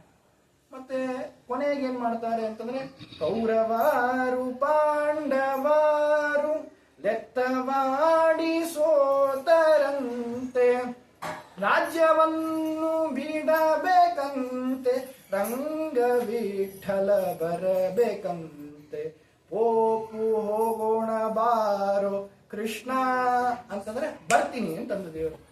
ಏನು ಅಂದ್ರೆ ನಮ್ಮ ಸ್ವಪ್ನ ಸಂದೇಶ ಕೊಟ್ಟು ಕಳಿಸ್ತಾನೆ ಶ್ರೀಪಾದರಾಜರಿಗೆ. ನೀ ಅಷ್ಟು ಭಕ್ತಿಯಿಂದ ರಾಮ ಕೃಷ್ಣ ಅವತಾರದಿಂದ ಕರೆದಿದ್ಯಾ, ನಾ ಬರಲ್ಲ ಅಂತೀನ ಅಪ್ಪ ಅಂಥೇಳಿ ಸ್ವಪ್ನ ಸಂದೇಶ ಕೊಡಿಸ್ ನೋಡಿ. ಪಾಂಡವರು ಅಂಥೇಳಿ ಶ್ರೀಪಾದರಾಜ ಸ್ತೋತ್ರ ಮಾಡಿದ್ರು. ಪಂಢರಪುರಕ್ಕೆ ಬಾ ಅಂತಂದ. ಪಂಢರಪುರಕ್ಕೆ ಬಂದು ಏನ್ ಮಾಡ್ಲಿ ಅಂತ ಕೇಳಿದ್ರೆ, ನಾನು ನಿಂಗಲ್ಲಿ ಒಂದು ವಿಶೇಷ ರೂಪದಿಂದ ಪ್ರತ್ಯಕ್ಷನಾಗ್ತೇನೆ ಅಂತ ಹೇಳಿ ದೇವರು ಹೇಳ್ತಾನಂತೆ. ಸರಿ ಹೋಗ್ತಾರೆ ಪಂಢರಪುರಕ್ಕೆ. ಚಂದ್ರಭಾಗ ನದಿ ಸ್ನಾನವನ್ನ ಮಾಡಿದಾಗ ಆ ಒಂದು ಬಂಡೆಯ ಮಧ್ಯದಲ್ಲಿ 2 ಡಬ್ಬಿ ಸಿಗತ್ತ. ಆ ಡಬ್ಬಿ ಏನು ಅಂತಂದ್ರೆ ನೋಡಿ, ಇವರು ರಾಮ ಮತ್ತೆ ಕೃಷ್ಣ 2 ಅವತಾರವನ್ನ ಸ್ತೋತ್ರ ಮಾಡಿದ್ರೆ ಕರೆದಿದ್ಯಾರನ್ನ ರಾಮ ಮತ್ತೆ ಕೃಷ್ಣನ ಸನ್ನಿಧಾನವನ್ನ ಕರೆದ್ರು. ಬೇರೆ ನರಸಿಂಹನನ್ನ ಕರೆದಿಲ್ಲ, ಹೈಗ್ರೀವನನ್ನ ಕರೆದಿಲ್ಲ, ಇನ್ಯಾವ ದೇವರನ್ನ ಕರೆದಿಲ್ಲ. ದೇವ್ರ ನೀ ಹೇಗ್ ಕರ್ತೀವಿ ಹಂಗೆ ಬರ್ತೀನಪ್ಪ ಅಂತ ಹೇಳಿ ಏನ್ ಮಾಡ್ತಾನೆ ಅಂತಂದ್ರೆ, ಆ ಒಂದು ಸಂಪುಷ್ಟದಲ್ಲಿ ಏನಿರುತ್ತೆ ಅಂತಂದ್ರೆ ರಂಗ ವಿಠಲ ದೇವರು ಬರ್ತಾರೆ. ಆ ವಿಠಲ ದೇವರ ವೈಶಿಷ್ಟ್ಯ ಏನು ಅಂತಂದ್ರೆ, ಅದು ಪೂಜೆ ಮಾಡಿದ್ ಯಾರು ಮುಂಚೆ ಅಂದ್ರೆ ಜಾಂಬವತಿ ಪಾರ್ಥ ಪೂಜಿತ. ಜಾಂಬವತಿ ಯಾರು ಅಂತಂದ್ರೆ ಜಾಂಬವಂತನ ಮಗಳು. ಆ ಜಾಂಬವಂತನಿಗೂ ಈ ಹಾಡಿಗೂ ರಾಮಕೃಷ್ಣ ಅವತಾರಕ್ಕೆ ಏನ್ ಸಂಬಂಧ ಅಂತಂದ್ರೆ, ಜಾಂಬವಂತ ರಾಮನ ಸೇವೆ, ರಾಮನ ಬಂಟ, ಸೀತಾನ್ವೇಷಣೆ ಸಮಯದಲ್ಲಿ ಆ ರಾಮನಿಗೆ ಬಹಳ ಸಹಾಯ ಮಾಡಿದವನು. ಆ ಜಾಂಬವಂತನೇ ಮುಂದೆ ಕೃಷ್ಣನಿಗೆ ಮಗಳನ್ನ ಕೊಟ್ಟು ಆ ಕೃಷ್ಣ ಜೊತೆ ಯುದ್ಧಾಡಿ ರಾಮರೂಪವನ್ನ ಕಂಡು ಸ್ತೋತ್ರ ಮಾಡಿದಂತಹ ಮಹಾನುಭಾವ. ಇವರು ಕೂಡ ರಾಮ ಮತ್ತೆ ಕೃಷ್ಣನ ಅವತಾರವನ್ನೇ ಸ್ತೋತ್ರ ಮಾಡಿದ್ರು, ನೀನೇ ಬಾ ಅಂತ ಹೇಳಿ. ಅದಕ್ಕೆ ದೇವರೇನ್ ಮಾಡ್ದ, ತಗೋ ನಾನು ಜಾಂಬವತಿ, ರಾಮಕೃಷ್ಣ ಇಬ್ಬರ ಸಂಬಂಧ ಇರುವಂತಹ ಕೈಯಿಂದನೇ ಬರ್ತೇನೆ ಅಂತ ಹೇಳಿ ಜಾಂಬವಂತನ ಮಗಳು ಪೂಜೆ ಮಾಡಿದಂತಹ ರಂಗವಿಠಲನ್ನೇ ದೇವರು ಕೊಟ್ಟ. ಆ ಕೊಟ್ಟಾಗ ಆ ವಿಠಲ ಹೇಗಿದ್ದ ಅಂದ್ರೆ, ವಿಠಲ ಹೇಗಿರ್ತಾನೆ, ಸೊಂಟದ ಮೇಲೆ ಕೈ ಇಟ್ಕೊಂಡಿರ್ತಾನೆ. ಆ ಸೊಂಟದ ಮೇಲೆ ಕೈ ಇಟ್ಕೊಂಡು ವಿಠಲ ದೇವರು ಏನೋ ಒಂದು ಹೇಳ್ತಾ ಇದ್ದಾನೆ. ಏನ್ ಸಂದೇಶ ಕೊಡ್ತಾ ಇದ್ದಾನೆ ಜನಕ್ಕೆ ಅಂತಂದ್ರೆ, ವಾದಿರಾಜರು ತೀರ್ಥ ಪ್ರಬಂಧದಲ್ಲಿ ಪಾಂಡುರಂಗ ವಿಠಲನ ವರ್ಣನೆ ಮಾಡ್ತಾರೆ. ಏನು ಅಂತಂದ್ರೆ, ತೀರೇ ಸತ್ಸರಿತ ಸ್ಥಿರಸ್ಕೃತ ಘನ ಶಕ್ತಿ ವಿರಕ್ತಿ ಪ್ರಿಯ ಪಾದಾಂಬೋಜಮಿದಂ ಮದಂಕ ಸಹಿತ ಸಂಚಿಂತಯಾಂತರ್ಹೃದಿ ಪಶ್ಚಾತ್ತೇ ಕಟಿಮಾತ್ರ ಏವ ಭವಿತಾ ಸಂಸಾರ ವಾರ್ಧಿರ್ನತೆ ಶಿಕ್ಷಾಮೀತಿ ಲಕ್ಷಯತ್ಯನುದಿನಂ ಸ್ವಾವಸ್ಥಯ ವಿಠಲ ಅಂತ ಹೇಳಿ ಭಗವಂತ ಹೀಗೆ ಸೊಂಟದ ಮೇಲೆ ಕೈ ಇಟ್ಕೊಂಡಿದ್ದಾನೆ. ಏನ್ ಅರ್ಥ ಇದಿರಬಹುದು ಅಂತಂದ್ರೆ, ಯಾರು ಭಕ್ತಿ ಮತ್ತು ವಿರಕ್ತಿಗಳಿಂದ ನನ್ನನ್ನ ಧ್ಯಾನವನ್ನ ಮಾಡ್ತಾರೆ, ಮದಂಕ ಸಹಿತ ಶಂಖಚಕ್ರಗಳನ್ನ ಹಿಂಗಿದೆ ಭುಜ ಕಾಣಿಸ್ತಾ ಇದೆ ದೇವ್ರದ್ದು. ಇಲ್ಲಿ ಏನು ಶಲ್ಯ ಹೊತ್ಕೊಂಡಿಲ್ಲ ದೇವರು, ಈ ಭುಜವನ್ನ ತೋರಿಸ್ತಾ ಇದೆ. ಭುಜದ ಏನು ಅಂದ್ರೆ, ಇಲ್ಲಿ ಯಾರು ಶಂಖಚಕ್ರಗಳನ್ನ ಧಾರಣೆಯನ್ನ ಮಾಡ್ತಾರೆ ಅವ್ರಿಗೆ ನಾನು ಏನ್ ಮಾಡ್ತೀನಿ ಅಂದ್ರೆ, ಇಂತಹ ಘೋರವಾದ ಸಮುದ್ರ, ಈಗ ನಾವು ಕೇಳಿದ್ವಿ, ಆ ಸಮುದ್ರವನ್ನ ಕಟಿ ಪ್ರಮಾಣ ಸ್ಥಿತಿ ಅಂತ ಹೇಳಿ, ಅಂದ್ರೆ ಸೊಂಟದವರೆಗೂ ಕೂಡ ಆ ಸಮುದ್ರ ನೀರನ್ನು ಇಳಿಸ್ಬಿಡ್ತೀನಿ ನಾನು. ಇಳಿಸಿದಾಗ ಏನಾಗುತ್ತೆ, ಸುಲಭವಾಗಿ ನೀವು ನಡ್ಕೊಂಡು ಬಂದ್ಬಿಡ್ಬೋದು ಅಂತ ಹೇಳಿ. ಮತ್ತೆ ಯಾರು ಈ ರೀತಿಯಾಗಿ ಮಾಡೋದಿಲ್ಲ, ಯಾರು ಭಕ್ತಿ ವಿರಕ್ತಿಗಳಿಂದ ನನ್ನ ದಾಸರಾಗಿ ನನ್ನ ತಪ್ತ ಮುದ್ರಾಧಾರಣೆಗಳನ್ನ ಮಾಡಿಸ್ಕೊಂಡು ದಾಸರಾಗೋದಿಲ್ಲ, ಅವರಿಗೆ ಶಿಕ್ಷಾ ಮೀತಿ ಅಂತ ಹೇಳಿ ಕಟಿಬದ್ಧನಾಗಿ ನಿಂತಿದ್ದಾನೆ. ಈ ರೀತಿಯಾಗಿ ವಿಠಲ ಅವರಿಗೆ ಏನೋ ಲಬ್ಧನಾದ ಶ್ರೀಪಾದರಾಜರಿಗೆ. ಆ ಶ್ರೀಪಾದರಾಜರು ಆ ರಂಗವಿಠಲನನ್ನ ತೆಗೆದುಕೊಂಡು ಬಂದು ಏನ್ ಮಾಡ್ತಾರೆ ಅಂದ್ರೆ, ಹೋಗೋಣ ಅಂತೇಳಿ ಅದನ್ನ ಕರ್ಕೊಂಡು ದೇಹವನ್ನು ಕರ್ಕೊಂಡು ಸಂಚಾರಕ್ಕೆ ಹೋಗ್ತಾರೆ. ಈಗ ಈ ರೀತಿಯಾಗಿ ಸಂಚಾರಕ್ಕೆ ಹೋಗ್ತಾರೆ. ಅವರಿಗೆ ಒಳ್ಳೆ ವಿದ್ಯೆ ಕೂಡ ವಿಜಯೇಂದ್ರ ತೀರ್ಥರಿಂದ ಉಪಲಬ್ಧವಾದಂತಹ ವಿದ್ಯೆ. ಆ ಎಂತಹ ವಿದ್ಯೆ ಅಂತಂದ್ರೆ ನೋಡಿ, ನಾವು ಒಂದು ಸತಿ ನಾವು ಕಲಿತು ಬಿಟ್ಟ ದೊಡ್ಡ ಪಂಡಿತರು ಅಂತ ಅನ್ಕೊಂಡ್ಬಿಡ್ತೀವಿ. ಆದರೆ ಅವರು 9 ಬಾರಿ ವಿಜಯೇಂದ್ರ ತೀರ್ಥರಿಂದ ಸರ್ವಮೂಲ ಸುಧಾದಿಗಳನ್ನ ಕೇಳಿ ಪರಿಪಕ್ವತೆ ಆಗಿತ್ತು ಜ್ಞಾನ. ಅಂತಹ ಜ್ಞಾನ ಅವರಲ್ಲಿ ಇದ್ದಿದ್ದರಿಂದ ಏನಾಗತ್ತೆ ಮುಂದೆ ಅಂತಂದ್ರೆ, ಶ್ರೀರಂಗಕ್ಕೆ ಹೋಗ್ತಾರೆ. ಹೋದಾಗ ಅಲ್ಲಿ ಏನ್ ಮಾಡ್ತಾರೆ, ಅಲ್ಲಿ ರಂಗನಾಥನ ಒಂದು ದಿವ್ಯವಾದ ಸ್ವಯಂ ವ್ಯಕ್ತ ಆದಿ ಒಂದು ಸ್ವಯಂ ವ್ಯಕ್ತವಾದಂತಹ ಕ್ಷೇತ್ರ ಅದೇನು ಅಂತ ರಂಗನಾಥ. ಅಲ್ಲಿ ಏನು ಅಂತಂದ್ರೆ ಆ ರಂಗನಾಥನನ್ನ ಸ್ತೋತ್ರವನ್ನ ಮಾಡ್ತಾರೆ ಶ್ರೀಪಾದರಾಜರು. ಏನು ಅಂತಂದ್ರೆ ಕಂಗಳಿದ್ಯಾತಕೋ ಕಾವೇರಿ ರಂಗನ ನೋಡದ ಅಂತ. ಹಾರಹೀರ ವೈಜಯಂತಿ ತೋರ ಮುತ್ತಿನಾರ ತುನ ಪದಕ ತೇಜನೇರಿ ಬೀದಿಲಿ ಬರುವ ಶ್ರೀರಂಗ ವಿಠಲನಂಗ್ರಿಯ ನೋಡದ. ಕಂಗಳಿದ್ಯಾತಕೋ ಕಾವೇರಿ ರಂಗನ ನೋಡದ. ಅಂದ್ರೆ ಶ್ರೀಪಾದರಾಜರು ಏನ್ ಮಾಡ್ತಾರೆ ಅಂತಂದ್ರೆ ಹಾರಹೀರ ವೈಜಯಂತಿ ಅಂದ್ರೆ ಭಗವಂತ ದಿವ್ಯವಾದಂತಹ ಮಣಿಮಾಲೆಗಳನ್ನು ಧರಿಸಿದ್ದಾನೆ, ಕಿರೀಟ ಕರ್ಣಕುಂಡಲಗಳನ್ನು ಧರಿಸಿದ್ದಾನೆ, ಮತ್ತೆ ಏನ್ ಮಾಡ್ತಿದ್ದಾನೆ, ಕುದುರೆ ಮೇಲೆ ಏರಿ ಬರ್ತಾ ಇದ್ದಾನೆ. ಈ ರೀತಿಯಾಗಿ ಭಗವಂತನನ್ನ ಸ್ತೋತ್ರ ಮಾಡ್ತಾರೆ ಶ್ರೀಪಾದರಾಜರು. ಆ ಸ್ತೋತ್ರದಿಂದ ಪ್ರಸನ್ನನಾದಂತಹ ರಂಗನಾಥ ಏನ್ ಮಾಡ್ತಾನೆ ಅಂತಂದ್ರೆ ನಿನಗೂ ಅದನ್ನ ಕೊಡ್ತೇನೆ ಅಂತ. ಯಾಕೆ ಅಂತಂದ್ರೆ ಶ್ರುತಿ ಹೇಳತ್ತೆ, ತಂ ಯಥಾ ಯಥಾ ಉಪಾಸತೆ ತಥೈವ ಭವತಿ ಅಂತ. ಯಾರು ಭಗವಂತನನ್ನ ನಾವು ಯಾವ ರೀತಿಯಾಗಿ ಕಾಣ್ತೇವೆ, ಯಾವ ರೀತಿಯಾಗಿ ಸ್ತೋತ್ರವನ್ನ ಮಾಡ್ತೇವೆ, ನಾವು ಅದೇ ರೀತಿ ಆಗ್ತೇವೆ. ಅಂದ್ರೆ ಭಗವಂತ ಅದೇ ರೀತಿಯಾಗಿ ಮಾಡ್ತಾನಂತೆ. ಯಾಕೆಂದ್ರೆ ಇದಕ್ಕೆ ಉದಾಹರಣೆ ಅಂದ್ರೆ ಭಾಷ್ಯದಲ್ಲಿ ಈಶಾವಾಸ್ಯೋಪನಿಷತ್ ಭಾಷ್ಯದಲ್ಲಿ ತದ್ವನ ಅಂತ ಅನ್ನೋದರ ಅರ್ಥವನ್ನ ಭರಿತ ಭಗವತ್ಪಾದ ಹೇಳ್ತಾರೆ. ತತತ್ವಾತ್ ತದ್ವನಂ ನಾಮ ಭವೇತ್ ಸರ್ವೈರಪೇಕ್ಷಿತ. ಭಗವಂತನ ತದ್ವನ ಅಂತ ಉಪನಿಷತ್ತಿನಲ್ಲಿ ಕರೀತಾರೆ. ಯಾರು ತದ್ವನ ಅಂತೇಳಿ ಉಪಾಸನೆಯನ್ನ ಜಪವನ್ನ ಮಾಡ್ತಾರೆ ಅವರು ಎಲ್ಲರಿಂದಲೂ ಕೂಡ ಅಪೇಕ್ಷಿತರಾಗ್ತಾರೆ. ಹೇಗೆ ಭಗವಂತ ಎಲ್ಲರಿಂದಲೂ ಕೂಡ ಅಪೇಕ್ಷಿತನಾಗ್ತಾನೋ ಹಾಗೆ ಎಲ್ಲರೂ ಕೂಡ ಅಂದ್ರೆ ಅಯ್ಯೋ ಅವ್ರು ಬೇಕಾಚಾರ್ಯ, ಅವ್ರು ಬರಬೇಕು, ಇವ್ರು ಬರಬೇಕು, ಎಲ್ಲದಕ್ಕೂ ಅವರು ಅಂತ ಇರ್ತಾರೆ. ಹಾಗೆ ಎಲ್ಲರಿಂದಲೂ ಕೂಡ ಅಪೇಕ್ಷಿತರಾಗ್ತಾರೆ. ಯಾಕೆ ಅಂದ್ರೆ ತಮ್ ಯಥಾ ಯಥಾ ಉಪಾಸತೆ ತಥೈವ ಭವತಿ. ಹಾಗೆ ಶ್ರೀಪಾದರಾಜರು ಇವನ್ನೆಲ್ಲ ಕರ್ಣಕುಂಡಲಗಳಿಂದ ಶೋಭಿಸಿದ್ದಾನೆ ಅಂತ ಹೇಳಿ ಭಗವಂತನ ಸ್ತೋತ್ರ ಮಾಡ, ನಿನ್ನೂ ಹಾಗೆ ಮಾಡ್ತೇನೆ ಅಂತೇಳಿ ಹಾಗೆ ಮಾಡ್ತಾನೆ. ಏನ್ ಮಾಡ್ತಾನೆ ಅಂತಂದ್ರೆ ಮುಳುಬಾಗಿಲ ಚಂದ್ರಗಿರಿ ಹತ್ರ ಇರುವಂತಹ ಸಾಳುವ ನರಸಿಂಹ, ಆ ಸಾಳುವ ನರಸಿಂಹ ಅವನೇನ್ ಮಾಡಿರ್ತಾನೆ ಅಂತಂದ್ರೆ ಅಲ್ಲಿ ತಿರುಮಲದಲ್ಲಿರುವಂತಹ ಅರ್ಚಕರು, ಆ ಅರ್ಚಕರು ಏನ್ ಮಾಡ್ತಾರೆ, ಮಹದಪಚಾರವನ್ನ ದೇವರಿಗೆ ಎಸಗಿರುತ್ತಾರೆ. ಹಾಗಾಗಿ ಅವರನ್ನು ಸರಿಯಾಗಿ ಶಾಸನವನ್ನ ಮಾಡಿ ನಿರ್ಮೂಲನೆಯನ್ನ ಮಾಡಿರ್ತಾನೆ. ಹಾಗಾಗಿ ಅವನಿಗೆ ಏನಾಯ್ತು, ಬ್ರಹ್ಮಹತ್ಯಾ ದೋಷ ಬಂತು. ಆ ಬ್ರಹ್ಮಹತ್ಯಾ ದೋಷ ಬಂದಿದ್ದು ಸಾಮಾನ್ಯವಾದ ಬ್ರಹ್ಮಹತ್ಯೆ ಅಲ್ಲ. ಬ್ರಹ್ಮಹತ್ಯೆ ಅಂದ್ರೆ ಮಹಾಘೋರ. ಯಾಕೆ ಅಂತಂದ್ರೆ ರುದ್ರದೇವರಿಗೂ ಬ್ರಹ್ಮಹತ್ಯಾ ದೋಷ ಬಿಟ್ಟಿಲ್ಲ, ಅಸುಲಭವಾಗಿ ಬಿಡ್ಲಿಲ್ಲ. ಯಾಕೆ ಅಂತಂದ್ರೆ ಒಮ್ಮೆ ಪಾರ್ವತಿ ದೇವಿಯರು ರುದ್ರದೇವರು ಪಕ್ಕದಲ್ಲಿ ಕೂತಿರ್ತಾರಂತೆ. ಆಗ ಪಾರ್ವತಿ ದೇವಿ ಅಂತ, ಅಲ್ಲರಿ ನಿಮಗೂ ಐತಲೆ, ನಿಮ್ ತಂದೆಗೂ ಐತಲೆ, ಹಿಂದೆಯಿಂದ ನೋಡ್ಬಿಟ್ರೆ ನಂಗೆ ತಕ್ಷಣ ಕಂಡುಹಿಡಿಯಲಿಕ್ಕೆ ಆಗಲ್ಲ, ತುಂಬಾ ಕಷ್ಟ ಆಗ್ತಿದೆ ನನಗೆ ಅಂತ ಪಾರ್ವತಿ ದೇವಿಯರು ರುದ್ರದೇವರಿಗೆ ಅಂತಾರಂತೆ.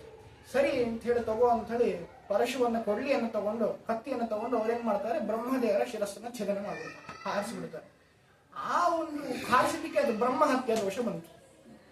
ಅವಾಗ ಏನಾಯ್ತು, 4 ತಲೆ ಆಯ್ತು. ರುದ್ರದೇವ ಧ್ಯೇಯ ಪಂಚಮುಖೋ ರುದ್ರ ಅಂತ ಭಗವತ್ಪಾದಾಚಾರ್ಯರು ತಂತ್ರಸಾರದಲ್ಲಿ ರುದ್ರದೇವರ ಲಕ್ಷಣವನ್ನು ಹೇಳ್ತಾರೆ. ಅಂದ್ರೆ ಹೇಗೆ ಅಂದ್ರೆ 5 ಮುಖಗಳು 5 ತಲೆ ಅಂತ. ಬ್ರಹ್ಮದೇವಕ್ಕೂ ಮುಂಚೆ ಇತ್ತು, ಅದನ್ನ ಒಂದನ್ನ ಈ ರೀತಿಯಾಗಿ ಕಡಿದ್ರು. ಕಡಿದೇನಾಯ್ತು, ಬ್ರಹ್ಮಹತ್ಯೆ ಬಂತು. ಏನಾಯ್ತು ಬ್ರಹ್ಮಹತ್ಯೆ ಬಂದಿದ್ದಕ್ಕೆ ಅಂದ್ರೆ ಆ ತಲೆ ಕಡ್ದಿದ್ದ ತಲೆ ಅಂಟ್ಕೊಂಡ್ಬಿಟ್ಟು ಕೈಗೆ. ಏನ್ ಮಾಡಿದ್ರು ಬಿಡ್ತಾರೆ, ಎಷ್ಟು ಯಾರು ಬಂದು ಎಳೆದ್ರು ಬಿಡ್ತಿಲ್ಲ, ಎಲ್ಲ ಕುಜ್ಜಿ ಎಳೆದ್ರು ಬರ್ತಿಲ್ಲ, ಎಲ್ಲ ಕಡೆ ಓಡಾಡ್ತಾರೆ, ಬಿಡ್ತಾನೆ ಏನಂತಾರೆ ಅಂದ್ಕೊಂಡಿದ್ ಕೈಗೆ. ಏನ್ ಮಾಡ ಕೊನೆಗೆ ಬದರಿ ಕ್ಷೇತ್ರಕ್ಕೆ ಬಂದು ಅಲ್ಕನಂದ ಅಲ್ಲ ಕೈಯನ್ನ ಅದ್ದುತ್ತಾರೆ. ಅದ್ದದಾಗ ಆ ತಲೆ ಬಿಟ್ಟು ಹೋಗುತ್ತೆ. ಅದು ಬ್ರಹ್ಮ ಕಪಾಲ ಅಂತ ಹೇಳಿ ಕರೆಸ್ಕೊಳುತ್ತೆ. ಈ ಅಂತ ಮಹರುದ್ರ ದೇವರಿಗೆ ಬ್ರಹ್ಮಹತ್ಯಾ ದೋಷ ಈ ರೀತಿಯಾಗಿ ಪೀಡೆ ಕೊಡ್ತು ಅಂದ್ರೆ ನಾ ಒಬ್ಬ ಎಕ್ಕಷ್ಟಿ ತುಳುಮಾನವ, ನಾನು ಬ್ರಹ್ಮಹತ್ಯವನ್ನ ಮಾಡ್ಬಿಟ್ಟು ನನ್ನ ಕತೆ ಏನಾಗತ್ತೆ ಅಂತೇಳಿ ಅಷ್ಟೊತ್ತಿಗೆ ಅವ್ನು ತುಂಬಾ ಕಿಟದಾಗ್ಲಿಕ್ಕೆ ಶುರು ಆಗಿತ್ತಂತೆ. ಏನ್ ಮಾಡ್ಬೇಕು ಅಂತ ಕೇಳಿದಾಗ ಅವರು ಅಷ್ಟೊತ್ತಿಗೆ ಶ್ರೀಪಾದರಾಜರ ಮಹಿಮೆ ಎಲ್ಲ ಜಗತ್ತಿನಲ್ಲಿ ಪ್ರಸನ್ನ, 64 ವಿದ್ಯೆಯಲ್ಲೂ ಕೂಡ ಪಾರಂಗತರು ಶ್ರೀಪಾದರಾಜರು ಅಂತ ಹೇಳಿ. ಹಾಗಾಗಿ ಅವ್ರೇನ್ ಮಾಡ್ತಾರೆ ಅಂತಂದ್ರೆ ಆ ರಾಜ ಶ್ರೀಪಾದರಾಜರ ಹತ್ರ ಹೋಗ್ತಾನೆ. ಹೋಗಿ ಸ್ವಾಮಿ, ನಾ ಈ ರೀತಿಯಾಗಿ ಬ್ರಹ್ಮಹತ್ಯೆಯನ್ನ ಮಾಡ್ಬಿಟ್ಟಿದ್ದೀನಿ, ನಾನು ಏನ್ ಬೇಕಾದ್ರೆ ತುಂಬಾ ಜಿಗುಪ್ಸೆ ಬಂದ್ಬಿಟ್ಟೆ ಜೀವನದಲ್ಲಿ, ನಾನು ಮಾಡಬಾರ್ದಿತ್ತು, ಮಾಡಿಬಿಟ್ಟೆ ನಾನೇನೋ, ಹಾಗಾಗಿ ನಾನು ಸಾಯಲಿಕ್ಕೂ ಸಿದ್ಧ, ನನ್ಗೆ ಹಿಂಗಾರು ಮಾಡಿ ಮುಕ್ತಿ ಕೊಟ್ಬಿಟ್ರೆ ನಾನು ಸತ್ತು ಹೋಗ್ತೀನಿ, ಬ್ರಹ್ಮಹತ್ಯೆ ಕಳೆದು ಬಿಟ್ಟರೆ ನಾನು ಸತ್ತು ಹೋಗ್ತೀನಿ. ಆಗ ಶ್ರೀಪಾದರಾಜ ಖಂಡಿತ ನಿನ್ ಪ್ರಾಯಶ್ಚಿತ್ತಕ್ಕೆ ಯೋಗ್ಯ. ಯಾಕೆ ಅಂತಂದ್ರೆ ಪ್ರಾಯಶ್ಚಿತ್ತ ಅಂತ ಯಾವಾಗ ಕರ್ಸ್ಕೊಳತ್ತೆ ಅಂತಂದ್ರೆ ನಾವು ಏನೋ ಒಂದು ತಪ್ಪನ್ನ ಮಾಡ್ತೀವಿ, ತಪ್ಪು ಮಾಡೋದಿಲ್ಲ ಅಂತ ಸಾಧ್ಯನೇ ಇಲ್ಲ, ಮನುಷ್ಯ ಅನ್ನೋ ತಪ್ಪು ಮಾಡೋದು ಸಹಜ.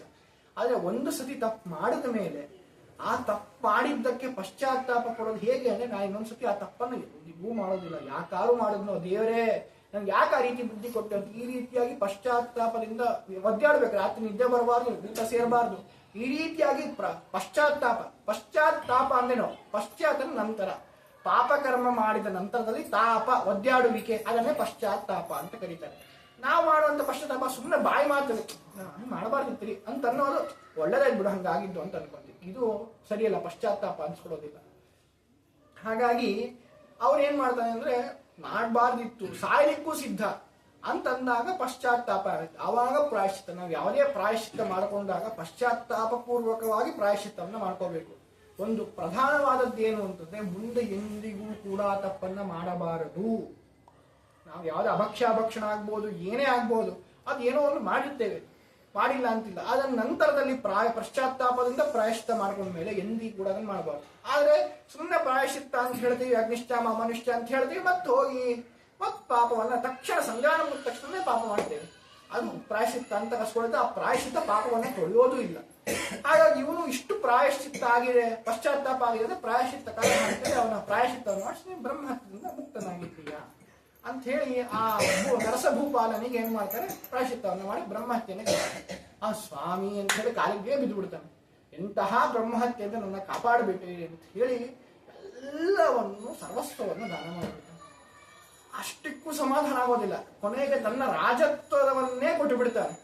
ಏನ್ ಮಾಡ್ತಾನೆ ಅಂತಂದ್ರೆ ಶ್ರೀಪಾದ ರಾಜರನ್ನ ಕರ್ಕೊಂಡು ಹೋಗ್ತಾನಂತೆ. ಕರ್ಕೊಂಡು ಹೋಗಿ ಸ್ವಾಮಿ ನನ್ನ ಮನಸ್ಸಿಗೆ ಸಂತೋಷ ಆಗ್ಬೇಕು, ನೀವು ಅದಕ್ಕೆ ಸಹಕರಿಸ್ಬೇಕು ಅಂತ. ಏನು ಅಂದ್ರೆ ನಾನು ಏನ್ ಕೊಡ್ತೀನಿ ಅದನ್ನ ಹಾಕೋಬೇಕು ನೀವು ಅಂತ ಹೇಳಿ. ಏನ್ ಕೊಡ್ತಾನೆ ಅಂತಂದ್ರೆ ಮುತ್ತಿನ ಕವಚ ಮೇಲ್ಕುಲಾರಿ, ನವರತ್ನ ಕೆತ್ತಿದ ಕರ್ಣ ಕುಂಡಲ, ಕಸ್ತೂರಿ ತಿಲಕ ಶ್ರೀಗಂಧ ಲೇಪನ, ವಿಸ್ತಾರದಿಂದ ಮಹಿಯೊಳಮ್ಮ ಮಹಿಮೆ ಸಾಲದೆ, ಇಷ್ಟೇ ಮಹಿಮೆ ಸಾಲದೆ, ಅಹಿಶಯನ ಒಲುಮೆಯಿಂದ ಮಹಿಯೊಳಮ್ಮ ಶ್ರೀಪಾದ ರಾಜರ ಮಹಿಮೆ ಸಾಲದೆ, ಇಷ್ಟೇ ಮಹಿಮೆ ಸಾಲದೆ. ಇದು ಮಾಡ್ತಾನೆ ಆ ರಾಜ. ಮುತ್ತಿನ ಕಿರೀಟ ಮತ್ತೆ ನವರತ್ನ ಕವಚ ಅಂದ್ರೆ ಅಂಗಿ, ನಿಲುವಂಗಿ ಅದನ್ನು ಕೊಡ್ತಾನೆ. ಆಮೇಲೆ ತೋಳಬಂದಿ, ಡಾಬು ಮತ್ತು ದಿವ್ಯವಾದಂತಹ ಕಂಠೀಹಾರ, ಮತ್ತೆ ಕುಲಾವಿ ಅಂದ್ರೆ ಕಿರೀಟ, ವಿಶೇಷವಾದಂತಹ ಕಿರೀಟ, ಕರ್ಣಕುಂಡಲ ಇವೆಲ್ಲವನ್ನು ಕೂಡ ಕೊಡ್ತಾನೆ. ಮತ್ತೆ ಅಷ್ಟೆಲ್ಲ ಇದೆಲ್ಲ ಇದೆ. ಮತ್ತೆ ಬರೀ ಮರದ ಪಾದುಕೆ ಇದ್ರೆ ಚೆನ್ನಾಗಿರೋದಿಲ್ಲ ಅಂತ ಹೇಳಿ ಗೆಜ್ಜೆಗಳಿಂದ ಕೂಡಿದಂತಹ ವಿಶೇಷವಾದ ಬಂಗಾರ ಗೆಜ್ಜೆಯಿಂದ ಕೂಡಿದಂತಹ ಒಂದು ಪಾದುಕೆಯನ್ನ ಕೊಡ್ತಾನೆ. ಅಂದ್ರೆ ಆ ಪಾದಕೆಯ ಸುತ್ತ ಗೆಜ್ಜೆಯನ್ನ ಕೊಣಿಸಿರ್ತಾರೆ. ಏನ್ ಮಾಡ್ತಾರೆ, ಸರಿ ಅಂತ ಹೇಳಿ ಕರ್ಕೊಂಡು ಶ್ರೀಪಾದರಾಜನ ಸಿಂಹಾಸನದ ಮೇಲೆ ಕೂಡಿಸ್ಬೋಣ ಅಂತ ಹೇಳಿ ಕರ್ಕೊಂಡು ಹೋಗ್ತಾ ಇರ್ಬೇಕಾದ್ರೆ ಹಾವಿಗೆ ಪಾದಕೆ, ಇವಾಗ ಸಾಧಾರಣ ಸ್ವಾಮಿಗಳ ಪಾದಕೆ ಟಕ್ ಟಕ್ ಟಕ್ ಅಂತ ಶಬ್ದ ಬರುತ್ತೆ. ಅವ್ರು ಗೆಜ್ಜೆ ಇತ್ತಲ್ವಾ, ಆ ಗೆಜ್ಜೆ ಘಲ್ ಘಲ್ ಘಲ್ ಘಲ್ ಅಂತ ಪಾದಕೆ ಶಬ್ದ ಆಗ್ತದೆ. ಅದಕ್ಕೆ ವಿಜಯಿಂದ ತಿರ್ತಾರಂತ. ಆ ಗೆಜ್ಜೆ ಏನೋ ಹೇಳ್ತೆ, ಕಿವಿ ಕೊಟ್ಟು ಕೇಳಿಸ್ಕೊಳ್ರಿ ಅಂತ. ಏನ್ ಹೇಳ್ತಿದೆ ಆ ಗೆಜ್ಜೆ ಅಂತಂದ್ರೆ ನೋಡ್ರಿ, ಆ ಗೆಜ್ಜೆ ಹೇಳ್ತಿದೆ ಎಂತಹ ಅಂದ್ರೆ ಸರ್ವತಂತ್ರ ಸ್ವತಂತ್ರ ಆದಂತಹ ಶ್ರೀಪಾದರಾಜರು ಪರಮತ ಪರವಾದಿಗಳ ವಿದ್ಯೆಯನ್ನ, ಯುಕ್ತಿಗಳನ್ನ ತಮ್ಮ ಕಾಲಿನಲ್ಲಿ ಹಾಕಿ ಹೊಸಕಾಗ್ತಿದ್ದಾರೆ. ನೀವು ತಾಕತ್ತಿದ್ದಾರೆ, ಅದನ್ನ ಬಂದು ಬಿಡಿಸ್ಕೊಳ್ರಿ ಅಂತ ಹೇಳಿ ಗೆಜ್ಜೆ ಗಲ ಗಲ ಗಲ ಗಲ ಅಂತ ಶಬ್ದ ಮಾಡ್ತಿದೆ. ಇದು ಗೆಜ್ಜೆ ಹೇಳ್ತಿದೆ, ಅದನ್ನ ಕೇಳಿಸ್ಕೊಳ್ರಿ ಅಂತ ಹೇಳಿ ವಿಜಯಿಂದ ತೀರ್ಥ ಶ್ರೀಪಾದರಾಜರನ್ನ ಸ್ತೋತ್ರ ಮಾಡ್ತಾರೆ. ಆ ಹಾವಿಗೆಯನ್ನು ಹಾಕೊಂಡು ನಡ್ಕೊಂಡು ಹೋಗಿ ಆ ಸಿಂಹಾಸನದ ಮೇಲೆ ಕುತ್ಕೊಂತಾರೆ. ಆ ಸಿಂಹಾಸನದ ಮೇಲೆ ಕೂತ್ಕೊಂಡಾಗ ಎಲ್ಲವನ್ನು ಸರ್ವಸ್ವವನ್ನು ಸಮರ್ಪಣೆಯನ್ನ ಮಾಡ್ತಾನೆ. ಮಾಡಿದಂತಹ ಅದನ್ನೇನ್ ಮಾಡ್ತಾರೆ ಅಂತ ಅದೆಲ್ಲವನ್ನು ಕೂಡ ಅವ್ರು ಸ್ವೀಕಾರ ಮಾಡ್ತಾರೆ. ಯಾಕೆ, ಹರಿಚಿತ್ತ. ಹರಿ ಏನು ಅಂತಂದ್ರೆ ಅದಕ್ಕೆ ಅನುಗ್ರಹವನ್ನ ಮಾಡಿ ಬೋನಸ್ ಕೊಟ್ಟಿದ್ದು ಅಂತ ಹೇಳಿ. ಹಾಗಾಗಿ ಅದೆಲ್ಲವನ್ನು ಕೂಡ ಮಾಡಿ ಸದುಪಯೋಗವನ್ನು ಪಡಿಸ್ಕೊಂತಾರೆ. ಮತ್ತೆ ಅಷ್ಟೇ ಅಲ್ಲ, ಆ ಒಂದು ದೊಡ್ಡ ವಿಶ್ವವಿದ್ಯಾಲಯವನ್ನ ಮುಳುಬಾಗಿನಲ್ಲಿ ತೆಗಿತಾರೆ.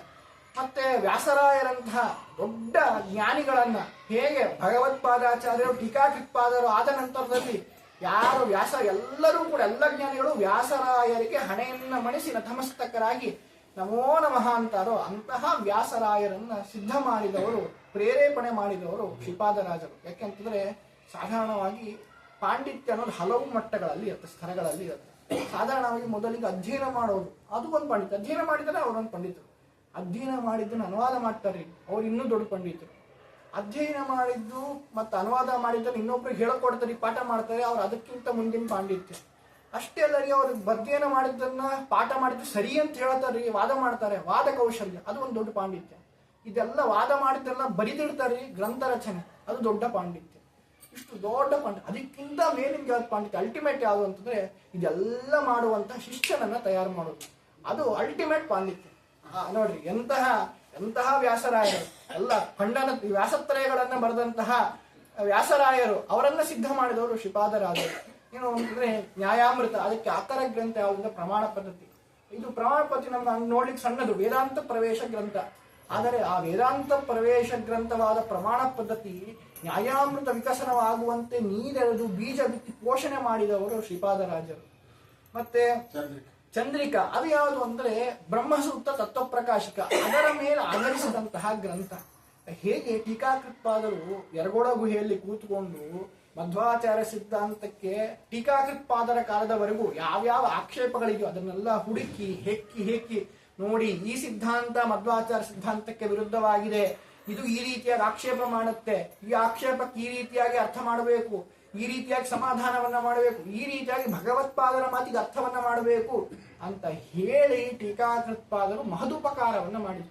ಯಾಕೆಂದ್ರೆ ಮಧ್ವಾಚಾರ್ಯನ ಅವತಾರ ಮಾಡಿ ಹೇಳಬಿಟ್ರು, ಅದು ಅರ್ಥ ಆಗ್ಬೇಕು ಅಂತ. ಹೇಗೆ ಅಂದ್ರೆ ಟೀಕಾಕೃತ್ಪಾದನಿಲ್ಲ ಅಂದ್ರೆ ಅರ್ಥನೇ ಆಗ್ತಿರೋದು. ಹಾಗೆ ಕಾಲ ತುಂಬಾ ಗ್ಯಾಪ್ ಆಯ್ತಲ್ಲ, ವ್ಯಾಸರಾಯರವರೆಗೂ ಕೂಡ ತುಂಬಾ ಗ್ಯಾಪ್ ಆಯ್ತು. ಮತ್ತೆ ಅಷ್ಟೊಂದು ಬೇರೆ ಬೇರೆ ಬೇರೆ ಬೇರೆ ಆಕ್ಷೇಪಗಳು ಬಂದಿತ್ತು. ಆಗ ಆ ಆಕ್ಷೇಪಗಳನ್ನೆಲ್ಲ ಮತ್ತೆ ಇವರು ಹೆಕ್ಕಿ ತತ್ವಪ್ರಕಾಶಿಕ ಮೇಲೆ, ಬ್ರಹ್ಮಸೂತ್ರ ಭಾಷ್ಯ ಸೂತ್ರಗಳ ಮೇಲೆ ಬರುವಂತಹ ಆಕ್ಷೇಪಗಳು, ವ್ಯತ್ಯಾಸಗಳು, ಅದನ್ನೆಲ್ಲ ಹೆಕ್ಕಿ ಇವರೇನ್ ಮಾಡಿದ್ರು, ಚಂದ್ರಿಕಾ ಅಂತನ್ನೋ ಒಂದು ಗ್ರಂಥವನ್ನ ಮಾಡಿದ್ರು.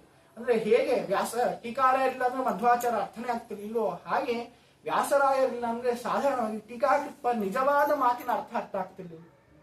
ಮತ್ತೆ ಹಾಗೆ ತರ್ಕತಾಂಡವ ಏನು ಅಂತಂದ್ರೆ ಒಂದು ದರ್ಶನಕ್ಕೆ ಒಂದು ಭಾಷೆ ಅಂತಿರುತ್ತೆ. ನಾವು ಹೇಗೆ ಕನ್ನಡವನ್ನ ಬಳಸ್ತೇವೆ ಭಾಷೆಯಾಗಿ, ಇನ್ನೊಂದು ಭಾಷೆಯನ್ನ ಬಳಸ್ತೇವೆ. ಹಾಗೆ ಈ ದರ್ಶನ, ಮಾಧ್ವ ದರ್ಶನಕ್ಕೆ ಒಂದು ಭಾಷೆ, ಬೇರೆ ದರ್ಶನಕ್ಕೆ ಅವರವರು ಒಂದೊಂದು ಭಾಷೆ ಇಟ್ಕೊಂಡಿದ್ದಾರೆ. ಮಾಧ್ವರು ಏನು ಅಂತಂದ್ರೆ ನ್ಯಾಯಶಾಸ್ತ್ರವನ್ನ ಭಾಷೆಯನ್ನ, ಮಧ್ವಾಚಾರ್ಯ ಸಿದ್ಧಾಂತ ಅಥವಾ ವೇದವ್ಯಾಸ ದೇವರ ಸಿದ್ಧಾಂತವನ್ನ ಹೇಳಲಿಕ್ಕೆ ಭಾಷೆ ಯಾವುದು ಅಂದ್ರೆ ತರ್ಕಶಾಸ್ತ್ರ. ಹಾಗೆ ಅದ್ವೈತಿಗಳು ಬೇರೆಯವರೆಲ್ಲ ಅಂದ್ರೆ ಭಾಟ್ಟನಯ ಅಂತ ಹೇಳ್ತಾರೆ, ವ್ಯವಹಾರ ಭಾಟ್ಟನಯ ಅಂದ್ರೆ ಮೀಮಾಂಸವನ್ನು ಅವರು ಆಶ್ರಯಿಸ್ತಾರೆ. ನೋಡಿ, ನಾವು ಬಳಸುವಂತಹ ಭಾಷೆ ನಮಗೇ ವಿರುದ್ಧವಾಗಬಹುದು.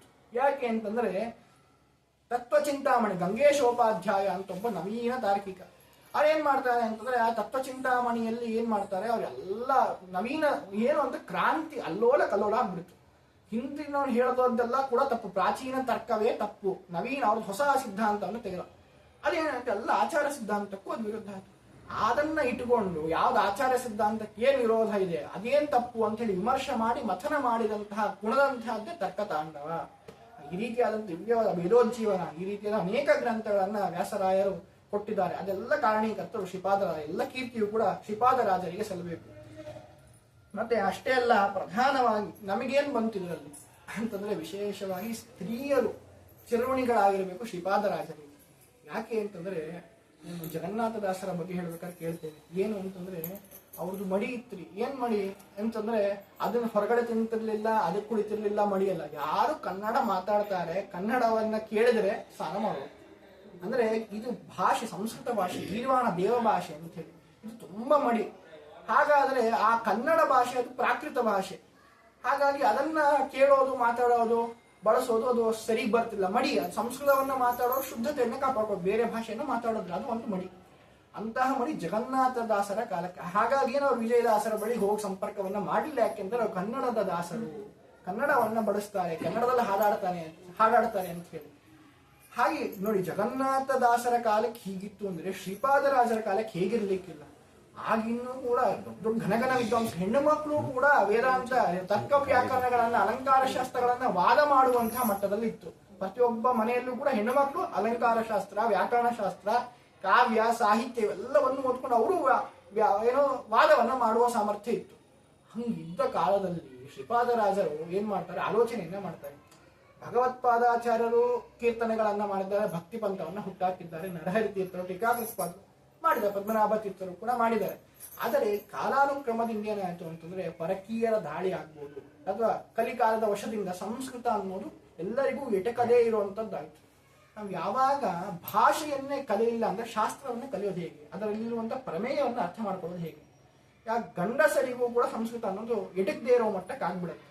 ಹಾಗಾಗಿ ಅವರೇನ್ ಮಾಡ್ತಾರೆ, ಇದೇನಾದರೂ ಸಂಸ್ಕೃತ ಈ ರೀತಿ ಆಗ್ಬಿಡ್ತು, ಭಾಷೆಗೆ ಹೋಗ್ಬಿಡ್ತು ಅಂತಂದ್ರೆ ಶಾಸ್ತ್ರ ಇಲ್ಲ, ಭಗವತ್ಪಾದ ಸಿದ್ಧಾಂತ ಮರೀಚಿಕೆ ಆಗ್ಬಿಡತ್ತೆ ಅಂತ ಅವ್ರೇನ್ ಮಾಡಿದ್ರು ಅಂದ್ರೆ ಆ ಒಂದು ಏನ್ ಮಡಿವಂತಿಕೆ ಇತ್ತು ಅದನ್ನ ಮುರಿತಾರೆ. ಮುರಿದು ಸ್ವಯಂ ಶ್ರೀಪಾದರಾಜರೇ ಇಂತಹ ಸರ್ವೋತ್ತಮರಾದ ಗುರುಗಳೇನೆ ಕನ್ನಡದಲ್ಲಿ ಸಾಹಿತ್ಯವನ್ನ ರಚನೆ ಮಾಡಿಕೊಡ್ತಾರೆ, ಪ್ರಾರಂಭವನ್ನ ಮಾಡ್ತಾರೆ. ಎಂತಹದ್ದು ಅಂದ್ರೆ ಗಂಡಸರಿಗಾದ್ರೆ ವಾಯಿಸಿ ಹೇಳ್ಕೊಳ್ಳಿಕ್ಕಿದೆ, ಮಹಾಭಾರತ ಗೀತ ಎಲ್ಲ ಇದೆ. ಹೆಂಗಸರಿಗೆ ಕೃಷ್ಣ ಅಂತ ಒಂದೇ ಇತ್ತು, ಬಿಟ್ಟರೆ ಏನಿಲ್ಲ, ಹೇಳ್ಕೊಳ್ಳಿಕ್ಕೆ ಏನು ಇರ್ತಿರ್ಲಿಲ್ಲ. ಅವ್ರೇನ್ ಮಾಡ್ತಾರೆ, ವಾಯಿಸಿದನ್ನ ಕನ್ನಡೀಕರಿಸ್ತಾರೆ, ಹನುಮದ್ವಿಲಾಸವನ್ನ ಮಾಡ್ತಾರೆ. ಮತ್ತೆ ಭಗವದ್ಗೀತೆಯನ್ನ ಕನ್ನಡದಲ್ಲಿ ಕೇಳಯ್ಯ ಎನ ಮಾತು ಪಾರ್ಥನೆ ಗೀತದರ್ಥವ ಅಂತೇಳಿ ಗೀತೆಯನ್ನು ಕೂಡ ಕನ್ನಡಿ ಸ್ತ್ರೀಯರಿಗಾಗಿ ಕನ್ನಡೀಕರಿಸ್ತಾರೆ. ಮತ್ತೆ ಅಷ್ಟೇ ಅಲ್ಲ, ಭಾಗವತವನ್ನು ವಿರಾಟ್ ಮೂರ್ತಿ ಧ್ಯಾನ ಪದ್ಮನಾಭಾನ ಪಾದ ಪದ್ಮಗಳಿಗೆ ನಮೋ ಎಂಬೆ ವಿದ್ಯೆ ಬುದ್ಧಿ ಕೊಡುವ ಗುರುಗಳಿಗೆ ನಮೋ ಎಂಬೆ ಅಂತ ಹೇಳಿ ಇಲ್ಲ ಪರವಾಗಿಲ್ಲ, ಈ ರೀತಿಯಾಗಿ ಭಾಗವತವನ್ನು ಕೂಡ ಕನ್ನಡಕ್ಕೆ ಅನುವಾದವನ್ನ ಮಾಡ್ತಾರೆ. ಮತ್ತಷ್ಟೇ ಅನೇಕ ದೇವರ ನಾಮಗಳನ್ನ ಮಾಡ್ತಾರೆ. ಮತ್ತಷ್ಟೇ ಅಲ್ಲ, ಆ ಶ್ರೀಪಾದರಾದರು ಸ್ವಯಂ ಮಾಡಿದ್ದಲ್ಲ, ಅವರ ಮುಂದಿನ ಜನಾಂಗಕ್ಕೆ ಪ್ರೇರೇಪಣೆಯನ್ನ ಮಾಡ್ತಾರೆ. ಏನು ಅಂತಂದ್ರೆ ಮುಂದೆ ವ್ಯಾಸರಾಯರು, ವಾದಿರಾಜರು, ಮತ್ತಷ್ಟೇ ಅಲ್ಲ ಕನಕದಾಸರು, ಪುರಂದರಾಸರು ಮುಂದೆ ಅದೆಲ್ಲ ಬಂದಿದ್ಯಾಕೆ ಸ್ರೋತಸ್ಸುದ್ರೆ ಒಬ್ಬ ಶ್ರೀಪಾದರಾಜರು ದೊಡ್ಡ ಜ್ಞಾನಿಗಳು, ವಾದ ವಿವಾದವನ್ನು ಮಾಡುವಂತಹ, ಗ್ರಂಥವನ್ನ ರಚನೆ ಮಾಡುವಂತಹ, ವಿಶ್ವವಿದ್ಯಾಲಯವನ್ನಿಟ್ಟಂತಹ ದೊಡ್ಡ ಸಂಸ್ಕೃತ ಪಂಡಿತರು ಕನ್ನಡದಲ್ಲಿ ಹರಿದಾಸ ಪದ್ಯಗಳನ್ನ ಮಾಡಿದ್ರು ಅಂತ ಒಂದೇ ಕಾರಣಕ್ಕೆ ಇಷ್ಟು ಜನ ಪ್ರೇರೇಪಣೆಗೊಂಡು ಹರಿದಾಸ ಸಾಹಿತ್ಯವನ್ನ ದೊಡ್ಡದಾಗಿ ಬೆಳೆಸಿದ್ರು. ಈಗ ಏನಾಗಿದೆ ಅಂತಂದ್ರೆ ಈಗ ಅಷ್ಟೇ ಹೇಳಿದ್ರೆ ಹೆಂಗಸರು ಚಿರವಣಿ ಆಗಿರ್ಬೇಕು ಅಂತ, ಗಂಡಸರು ಅಷ್ಟೇ ಚಿರವಣಿ ಆಗಿರ್ಬೇಕು. ಯಾಕ್ರಿ ಅಂತಂದ್ರೆ ಆ ಒಂದು ಹರಿದಾಸ ಸಾಹಿತ್ಯ ಯಾರಿಗೆ ಎಟಿಕ್ತು ಕೊನೆಗೆ ಅಂತಂದ್ರೆ ಸಂಸ್ಕೃತ ಬಿಟ್ಟಂತ ಗಂಡಸರು. ನೋಡಿ ಯಾಕೆ ನಿದರ್ಶನ ಅಂತಂದ್ರೆ ಹೆಣ್ಣು ಮಕ್ಕಳು ಯಾರು ಜಾಸ್ತಿ ಅಷ್ಟಾಗ್ಲಿಲ್ಲ, ಹರಿದಾಸರಾಗಿ ಮುಂಡಿಗೆಯನ್ನ ಕಟ್ಕೊಂಡು ಆ ತಂಬೂರಿಯನ್ನು ಹಿಡಿದಾಗ್ಲ ಆದದ್ದೆಲ್ಲ ಯಾರು ಜಗನ್ನಾಥ ದಾಸರು, ವಿಜಯದಾಸರು, ಮೋಹನದಾಸರು ಇವರೇ ಏನಾದ್ರು ಗಂಡಸರೇ ಹರಿದಾಸರಾಗಬೇಕು. ಅಂದ್ರೆ ಇಬ್ಬರಿಗೂ ಗಂಡಸರಿಗೂ ಹೆಂಗಸರಿಬ್ಬರಿಗೂ ಕೂಡ ಅಷ್ಟೇ ಪ್ರಾಮುಖ್ಯತೆಯನ್ನ ಕೊಟ್ಟಂತಹ ಹರಿದಾಸ ಸಾಹಿತ್ಯವನ್ನು ಹುಟ್ಟಾಕಿತ್ತು ಅಂದ್ರೆ ಅದಕ್ಕೆ ಬೂಸ್ಟ್, ಅದನ್ನ ಉತ್ತೇಜನ ಮಾಡಿದಂತಹವರು ಶ್ರೀಪಾದರಾಜರು. ಈ ರೀತಿ ಅನೇಕ.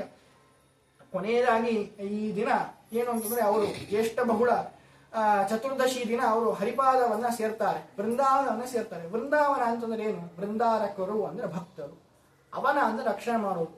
ಎಲ್ಲ ಮುಂಚೆ ಏನ್ ಮಾಡ್ತಿರ್ತಾರೆ, ಎಲ್ಲ ಸಂಚಾರ ಮಾಡ್ಕೊಂಡು ಪಾಠ ಪ್ರವಚನ ಸಿಗೋದಿಲ್ಲ. ಸ್ವಾಮಿಗಳು ಭೇಟಿಯಾಗೊಂಡು ಪಾಠದಲ್ಲಿದ್ದಾರ್ರಿ, ಜಪದಲ್ಲಿದ್ದಾರ್ರಿ, ಮತ್ತೆ ಎಲ್ಲೋ ಯಾರನ್ನೋ ಭೇಟಿಯಾಗ್ಲಿಕ್ಕೆ ಹೋಗಿದಾರ್ರಿ ಅಂತಂತಾರೆ.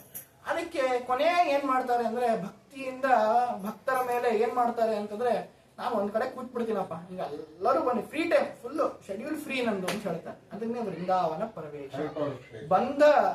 ಬಂದಂತಹ ಭಕ್ತರ ವೃಂದಾರಕರ ಅವನ, ನಾನು ಕೂತಲ್ಲೇ ಒಂದೇ ಕಡೆ ಕೂತ್ಕೊಂಡು ಭಕ್ತರ ರಕ್ಷಣೆ ಮಾಡ್ತೇನೆ. ಅದು ಅವರ ದೇಹತ್ಯಾಗ ಅಂತ ಅನ್ಸ್ಬೋದು, ಆದ್ರೆ ನಿಜವಾದ ಸಂಗತಿ ಏನು? ವೃಂದಾರಕರು ಭಕ್ತರ ಅವನ ರಕ್ಷಣೆ ಮಾಡ್ಲಿಕ್ಕಾಗಿ ಶ್ರೀಪಾದರಾಜರು ಇಂದು ಹರಿಧ್ಯಾನವನ್ನ ಮಾಡ್ತಾರೆ. ಯದ್ವೃಂದಾವನ ಸೇವೆಯಿಂದ ಯದ್ವೃಂದಾವನ ಸೇವೆಯ ಸುವಿಮಲ ಅಂತ ಹೇಳಿ ವ್ಯಾಸರಾಜರು ಕೊಂಡಾಡ್ತಾರೆ. ಅಂತಹ ದಿವ್ಯವಾದಂತಹ ವೃಂದಾವನವನ್ನ ಸೇವೆ ಮಾಡೋದ್ರಿಂದ ಎಲ್ಲ ರೋಗಗಳು ಪರಿಹಾರ ಆಗತ್ತೆ, ಒಳ್ಳೆ ವಿದ್ಯೆ, ಒಳ್ಳೆ ಹೆಂಡತಿ, ಮಕ್ಕಳು ಎಲ್ಲವೂ ಕೂಡ ಗಮನಿಸುತ್ತೆ ಅಂತ ಹೇಳಿ ಹೇಳ್ತಾರೆ. ಅದೇ ರೀತಿಯಾಗಿ ಇನ್ನೊಬ್ಬ ಭಾಗವತರು ಯಾರು ಅಂತಂದ್ರೆ ಸತ್ಯಾಭಿನವ ತೀರ್ಥ ಶ್ರೀಪಾದಂಗಳವರು. ಅವರು ಕೂಡ ಮಹಾಜ್ಞಾನಿಗಳು. ಗುರುಗಳ ಸ್ತೋತ್ರದಲ್ಲಿ ಒಂದು ಬರುತ್ತೆ, ಶ್ಲೋಕ ಬರುತ್ತೆ. ಏನು ಅಂತಂದ್ರೆ, ಸಮಾಶ್ರಯೇದ್ ಗುರುಂ ಭಕ್ತ್ಯ ಮಹಾವಿಶ್ವಾಸ ಪೂರ್ವಕಂ ನಿಕ್ಷಿಪೇತ್ ಸರ್ವಭಾರಾಂಶ ಗುರೋ ಶ್ರೀ ಪಾದ ಪಂಕಜೆ. ಇದರ ಅರ್ಥ ಏನು ಅಂತಂದ್ರೆ, ನಾವು ಏನ್ ಮಾಡಬೇಕು ಅಂತಂದ್ರೆ ಗುರುಗಳನ್ನು ನಂಬಬೇಕು. ಹೇಗೆ ಅಂದ್ರೆ ಅನಿತರ ಸಾಧಾರಣವಾಗಿ ಬೇರೆ ಯಾರೂ ಇಲ್ಲ ಅಂತ ಹೇಳಿ ಗುರುಗಳನ್ನು ನಂಬಬೇಕು. ನಂಬಿ ಏನ್ ಮಾಡಬೇಕು ಅಂತಂದ್ರೆ, ನನಗೆಲ್ಲ ಕಷ್ಟ ದುಃಖ ದುಮ್ಮಾನಗಳು, ನನ್ನ ಭಾರ ಎಲ್ಲವೂ ಕೂಡ ತೆಗೆದು ಗುರುಗಳ ಪಾದದ ಮೇಲೆ ಹಾಕ್ಬಿಡ್ಬೇಕು. ನಿಕ್ಷಿಪೇ ಸರ್ವಭಾರಾಂಶ ಗುರೋಶ್ರೀ ಪಾದ ಪಂಕಜೆ ಅಂತ. ಇದನ್ನ ವಿವರಣೆ ಮಾಡೋದು ಒಂದೇ, ಸತ್ಯಾಭಿನವರ ಕಥೆಯನ್ನು ಹೇಳೋದು ಒಂದೇ. ಯಾಕೆಂದ್ರೆ ಗುರುಗಳ ಭಕ್ತಿ, ಗುರುಗಳ ಮಹಾತ್ಮೆಯನ್ನ ಸಾರಿದವರು ಯಾರಾದ್ರೂ, ಅತಿ ಉಚ್ಚ ಮಟ್ಟದಲ್ಲಿ ಸಾರಿದವರಿದ್ರು, ನಿದರ್ಶನ ತಮ್ಮ ಜೀವನವನ್ನೇ ಗುರುಗಳಿಗಾಗಿ ಮುಡುಪಿಟ್ಟಿದ್ದವರು ಯಾರಿದ್ದಾರೆ ಅಂದ್ರೆ ಸತ್ಯಾಭಿನವ ತೀರ್ಥ ಶ್ರೀಪಾದಂಗಳವರು ಮೊದಲಿದ್ದಾರೆ ಅದರಲ್ಲಿ. ಯಾಕೆ ಅಂತಂದ್ರೆ ಅವರನ್ನ ಸತ್ಯನಾಥರು ಆ ರೀತಿಯಾಗಿ ಉದ್ಧಾರವನ್ನ ಮಾಡ್ತಾರೆ. ಆ ಸತ್ಯಾಭಿನವ ತೀರ್ಥರಿಗೆ ಮುಂಚೆ ಒಂದು ನರಸಿಂಹಾಚಾರ್ಯರು ಅಂತ ಶ್ರೀಮಠದಲ್ಲಿ ಇರ್ತಾರೆ. ಅವರು ಸಾಧಾರಣ ಚಿಕ್ಕ ಅಡಿಗೆ ಮಾಡ್ತಿರ್ತಾರೆ. ಆದ್ರೆ ಅವರಿಗೆ ಒಂದು ರೋಗ ಇರುತ್ತೆ. ಏನಂದ್ರೆ ಬಹಳವಾದಂತ ಹೊಟ್ಟೆ ನೋವು, ಊಟ ಮಾಡ್ಲಿಕ್ಕೆ ಆಗೋದಿಲ್ಲ, ಒದ್ದಾಡ್ತಿರ್ತಾರೆ. ಅವ್ರು ಹೋಗಿ ಕೇಳ್ತಾರೆ, ಸ್ವಾಮಿ ಇದನ್ನ ಉದ್ಧಾರ ಮಾಡಬೇಕು, ಏನಾದ್ರು ಮಾಡಿ ಕಡಿಬೇಕು ಇದನ್ನ. ಯೋಚನೆ ಮಾಡ್ತಾರೆ, ಇಲ್ಲ ಕೂಸು, ಈ ಜನ್ಮದಲ್ಲಿ ಹೋಗೋದೇ ಇಲ್ಲ, ನನ್ಬೇಡ ಸ್ವಾಮಿ, ನಿಮ್ಮನ್ನೇ ನಂಬಿದ್ದೀನಿ, ಏನಾರು ಮಾಡಿ ಉದ್ಧಾರ ಮಾಡಿ. ಅದಕ್ಕೆ ಏನ್ ಮಾಡ್ತಾರೆ, ಸರಿ ಅಂತ ಕರೆದವರಿಗೆ ಸನ್ಯಾಸಾಶ್ರಮವನ್ನೇ ಕೊಡ್ತಾರೆ. ನಾ ಏನೇ ಹೇಳಿದ್ದೆ, ಈ ಜನ್ಮದಲ್ಲಿ ಹೋಗೋದಿಲ್ಲ ಅಂತ ಹೇಳಿದ್ನಲ್ಲ, ಹೊಸ ಜನ್ಮವನ್ನೇ ಕೊಡ್ತೇನೆ ಅಂತ ಹೇಳಿ ಸನ್ಯಾಸಾಶ್ರಮವನ್ನ ಕೊಟ್ಟು ಸತ್ಯಾಭಿನವ ತೀರ್ಥ ಶ್ರೀಪಾದಂಗಳವರು ಅಂತ ಹೇಳಿ ನಾಮಕರಣವನ್ನ ಮಾಡ್ತಾರೆ. ಅಂದ್ರೆ ಸತ್ಯನಾಥರ ಒಂದು ಪ್ರತಿಜ್ಞೆ ಇತ್ತು, 5 ಅಭಿನವ ಹೊಸದನ್ನ ಮಾಡ್ತೇನೆ ಅಂತ. ಅಭಿನವಾಮೃತ, ಅಭಿನವ ಗದ, ಪರಶು, ಮತ್ತೆ ಸತ್ಯಾಭಿನವ ತೀರ್ಥರು, ಮತ್ತೆ ಗದ, ಈ ರೀತಿಯಾಗಿ 5 ಅಭಿನವ ತಾಂಡವ 5 ಮಾಡ್ತಾರೆ. 5 ಮಾಡಿ ಪಂಚಾಭಿನವಕಾರರು ಅಂತ ಸತ್ಯನಾಥರನ್ನ ಕರೀತಾರೆ. ಅದರಲ್ಲಿ ಒಂದು ಯಾರು ಅಂದ್ರೆ ನಾ ಹಿಂದೆ ಹೇಳಿದ್ನಲ್ಲ, ಶಿಷ್ಯರನ್ನೇ ತಯಾರು ಮಾಡೋದು ಅತ್ಯುತ್ತಮವಾದ ಪಾಂಡಿತ್ಯ. ಆ ಪಾಂಡಿತ್ಯ ಸತ್ಯನಾಥರಲ್ಲೂ ಕೂಡ ಇತ್ತು. ಯಾಕೆ ಅಂದ್ರೆ ಅವರು ಸಾಧಾರಣ ಮಟ್ಟದ ಜ್ಞಾನಿಗಳು. ಸತ್ಯಾಭಿನವ ತೀರ್ಥರ ಪೂರ್ವಾಶ್ರಮ ಅಷ್ಟು ವ್ಯಾಕರಣ ಶಾಸ್ತ್ರ, ತರ್ಕಶಾಸ್ತ್ರವನ್ನೆಲ್ಲ ಓದ್ಕೊಂಡಲ್ಲ, ಸಾಧಾರಣ ಮಟ್ಟದ ಅಧ್ಯಯನ ಇತ್ತು.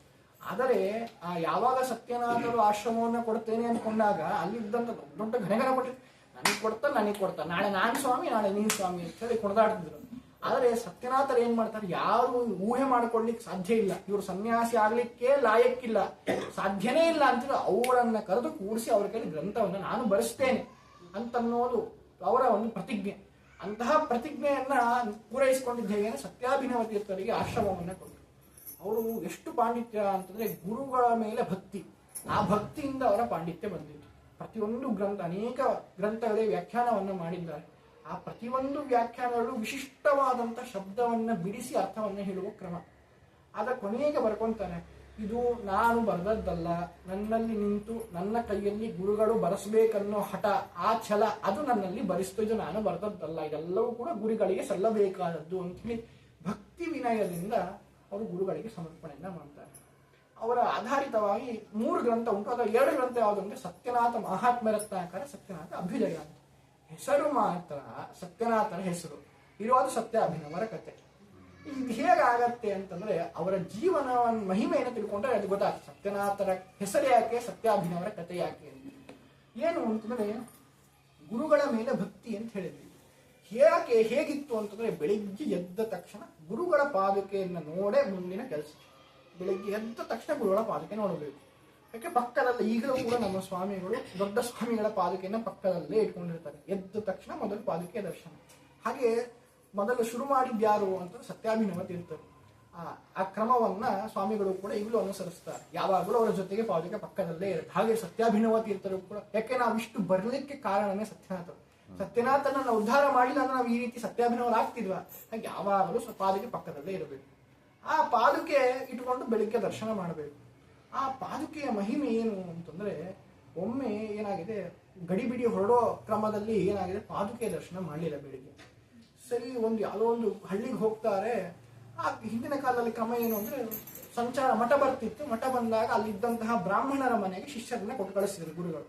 ಹೋಗಿ ಈ ತರ ಮಠ ಬಂದಿದೆ, ರಾಮದೇವರು ಬಂದಿದ್ದಾರೆ, ಎಲ್ಲರೂ ಕೂಡ ಭಿಕ್ಷೆಗೆ ಬರಬೇಕು, ನೀವು ಸಹಾಯ ಸೇವೆ ಮಾಡಿಸ್ಬೇಕು ಅಂತ ಹೇಳಿ ಕೈಯಲ್ಲ ತುಳಸಿಯೋ ಹಣ್ಣೋ ಅಕ್ಕಿಯೋ ಬೆಲ್ಲನೋ ಕೊಟ್ಟು ಭಿಕ್ಷೆಯನ್ನ ಆಗಬೇಕು, ಈ ರೀತಿ ಕ್ರಮ. ಹಾಗೆ ಹೇಳ ಕಳಿಸ್ತಾರೆ. ಎಲ್ಲರೂ ಕೂಡ, ಎಲ್ಲ ಬ್ರಾಹ್ಮಣರು ಶಿಷ್ಯರು ಬಂದ ದಪ್ಪನೆ ಮುಖದ ಮೇಲೆ ಭಾಗವನ್ನು ಹಾಕ್ತಾರಂತೆ.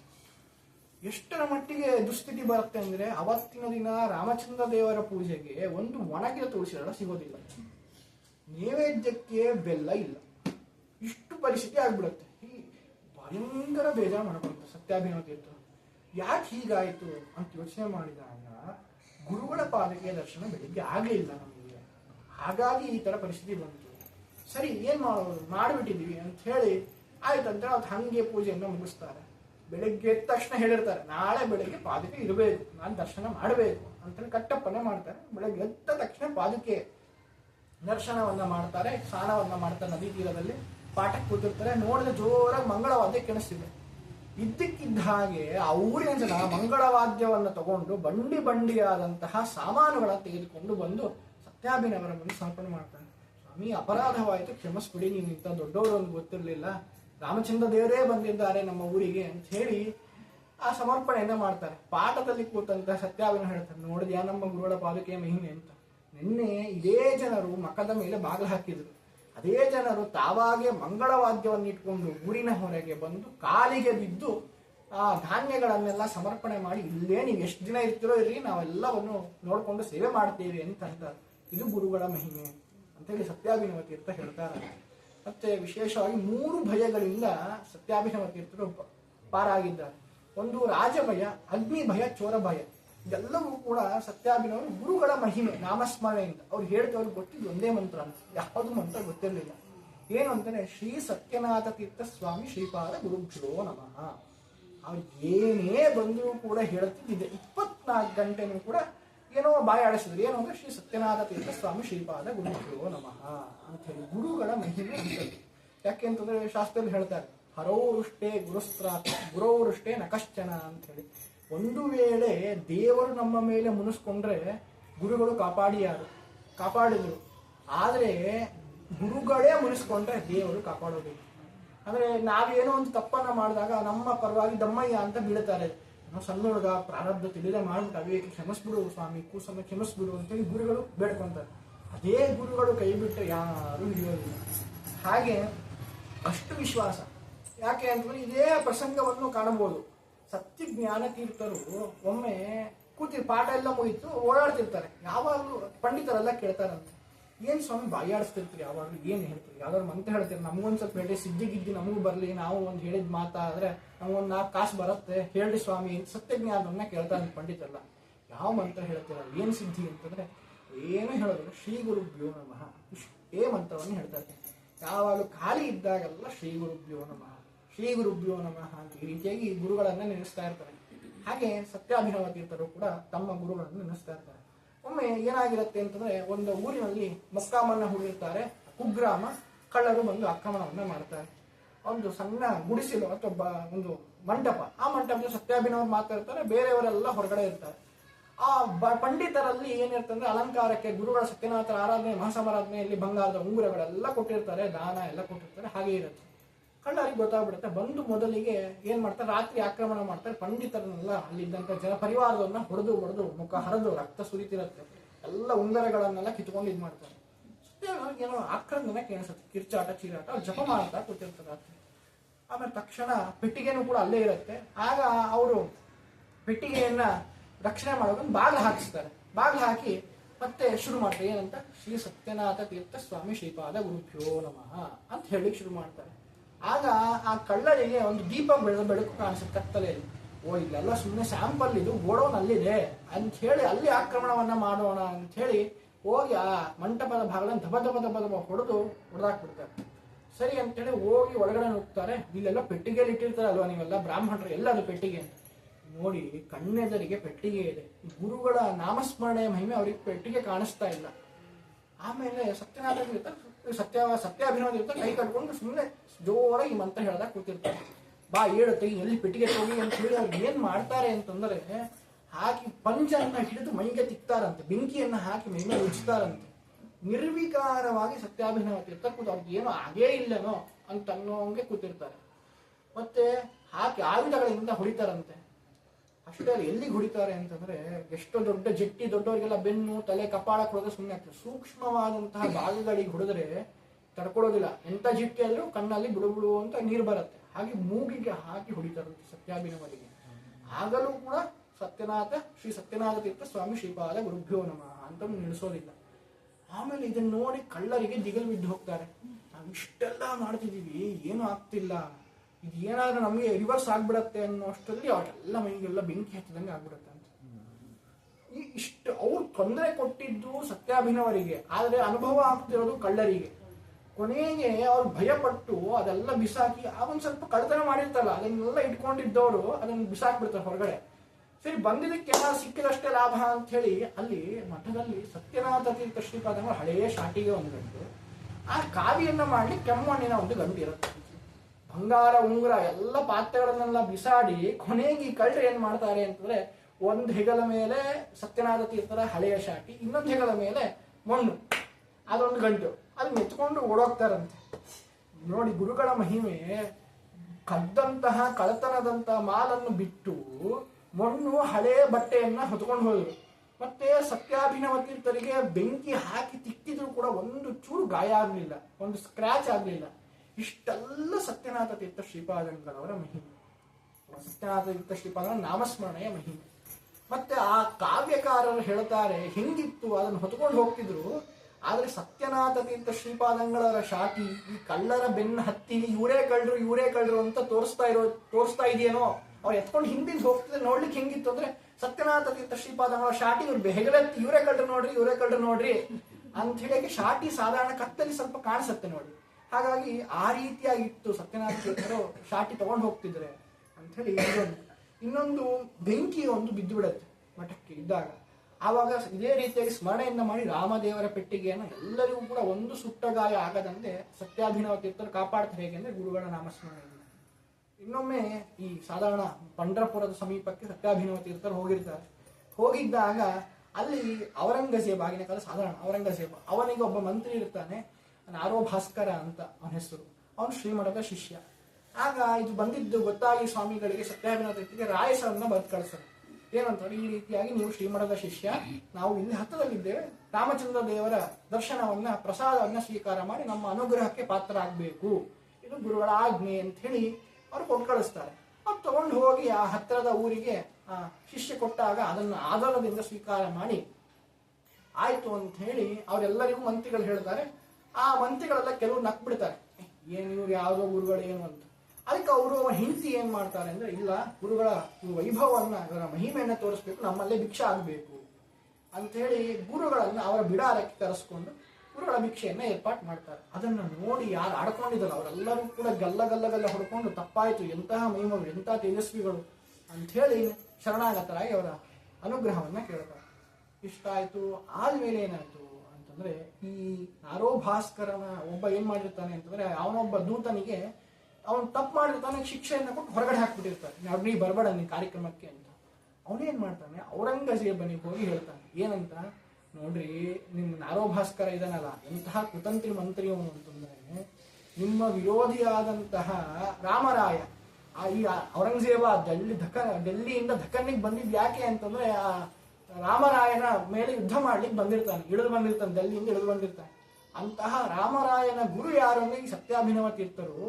ಅವರನ್ನ ಕರೆದು ನಿನ್ನ ಮಂತ್ರಿ ಅವರಿಗೆ ಉಪಚಾರವನ್ನ ಮಾಡ್ತಾ ಇದ್ದಾನೆ, ಇದು ನಿನ್ಗೆ ಅಪಮಾನ ಅಲ್ಲೇನು, ನಿನಗೆ ರಾಜ ಅಂತ ಬುದ್ಧಿ ಇಲ್ಲೇನು, ನಿನ್ನ ವಿರೋಧಿಗಳನ್ನ ಕರೆದು ನಿನ್ನ ಬಿಡಾರದಲ್ಲೇ ಇದ್ ಮಾಡ್ತಿದ್ದಾನೆ, ನಿನಗೇನು ಗೊತ್ತಾಗೋದಿಲ್ವಾ, ನಾನು ನಿನ್ನ ಅಭಿಮಾನಿ, ನಿನ್ನ ಪರ ಅಂತ ಗೊತ್ತಾಗಿ ಆ ನಾರೋ ಭಾಸ್ಕರನ್ನು ಹೊರಗಡೆ ಹಾಕಿದ್ದಾನೆ ನೋಡಿ, ಇಷ್ಟು ಮಾಡಿದ್ದಾನೆ. ಮೊದಲು ಅವನ ಮಂತ್ರಿ ಪದವಿಯನ್ನು ಕಿತ್ಕೊ, ಎಲ್ಲದಕ್ಕಿಂತ ಮೊದಲು ಆ ಸನ್ಯಾಸಿಯ ಸಂಪತ್ತನ್ನ ಕಿತ್ಕೊಂಡು ಅವ್ರನ್ನ ಅರೆಸ್ಟ್ ಮಾಡು ಅಂತ ಹೇಳಿ ಆ ಕುಹಕಿ ಔರಂಗಜೇಬನ ತಲೆಗೆ ಮೊದಲೇ ಮಂಗ, ಅದರ ಮೇಲೆ ಅವನ ತಲೆಗೆ ವಿಷವನ್ನು ತುಂಬಿರ್ತಾನೆ. ಹಾಗೆ ಅವನು ಏನ್ ಮಾಡ್ತಾನೆ, ತಕ್ಷಣ ಫರ್ಮಾನ್ ಹೊಡಿಸ್ತಾನೆ, ಆಯ್ತು ಎಲ್ಲರನ್ನು ಕೂಡ ಸೀಸ್ ಮಾಡ್ರಿ ಅಂತ. ಇದು ಮುಂಚೆನೆ ಗೂಢಾಚಾರದಿಂದ ನಾರೋ ಭಾಸ್ಕರ ಹೆಂಡತಿ ತಿಳಿದ್ಬಿಡುತ್ತೆ. ತಿಳಿದಾಗ ಏನ್ ಮಾಡ್ತಾಳೆ ಅಂದ್ರೆ, ಆ ಹೆಂಡತಿ ಏನ್ ಮಾಡ್ತಾಳೆ, ಆ ಸ್ವಾಮಿಗಳ ಬಿಡಾರದ ಮುಂದೆ ನಿಂತ್ಬಿಡ್ತಾಳೆ. ನಾನು ಮಂತ್ರಿ ಹೆಂಡತಿ, ಅವಳು ತುಂಬಾ ಕುಶಲಮತಿಯಾಗಿರ್ತಾಳೆ, ಅವಳಿಗೂ ಕೂಡ ಒಂದ್ ಸ್ವಲ್ಪ ಮಾತು ನಡೀತಿರತ್ತೆ.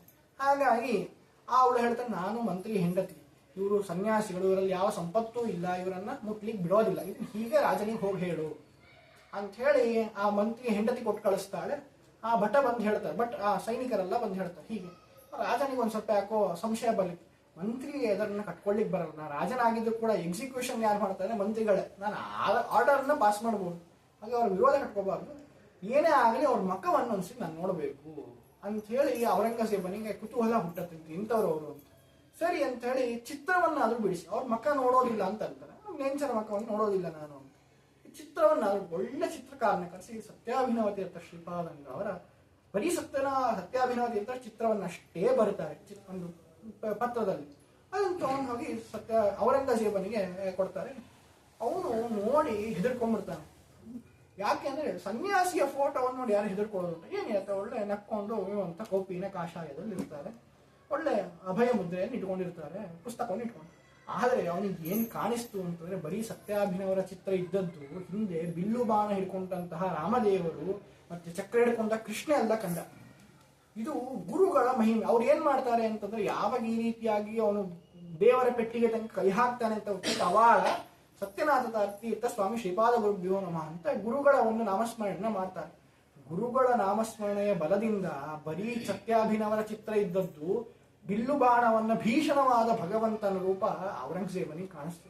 ಅದು ನೋಡಿದಾಗ ಇವರ ಪ್ರವಾಸನೆ ಬೇಡ ಮಾರಾಯ ಅಂತ ಹೇಳಿ ಏನು ಅಂತಂದ್ರೆ, ಇವರನ್ನ ಕಳಿಸ್ಬಿಡು ಅಂತ ಆ ನಾರೋ ಭಾಸ್ಕರ್ನಿಗೆ ಹೇಳ್ತಾರೆ. ಅವನಂತ ಹಂಗೆಲ್ಲ ಕಳ್ಸಕ್ಕಾಗ್ತದೆ, ನೀನು ಗುರುಗಳಿಗೆ ಅವಮಾನ ಮಾಡಿದ್ದಿ, ಕಳಿಸೋದು ಹಂಗೆಲ್ಲ ಕಳ್ಸಕ್ಕಾಗೋದಿಲ್ಲ. ಏನ್ ಮಾಡ್ಬೇಕು ಅಂತ ಕೇಳ್ತಾರೆ. ಅವರನ್ನ ವೈಭವದಿಂದ ಚತುರಂಗನಿನ ಸೈನ್ಯ ತಗೊಂಡು ಆನೆ ಮೇಲೆ ಮೆರವಣಿಗೆ ಮಾಡಿ ಪಂಡ್ರಪುರ ತನಕ ವಾಪಸ್ ಕಳಿಸ್ಬೇಕು.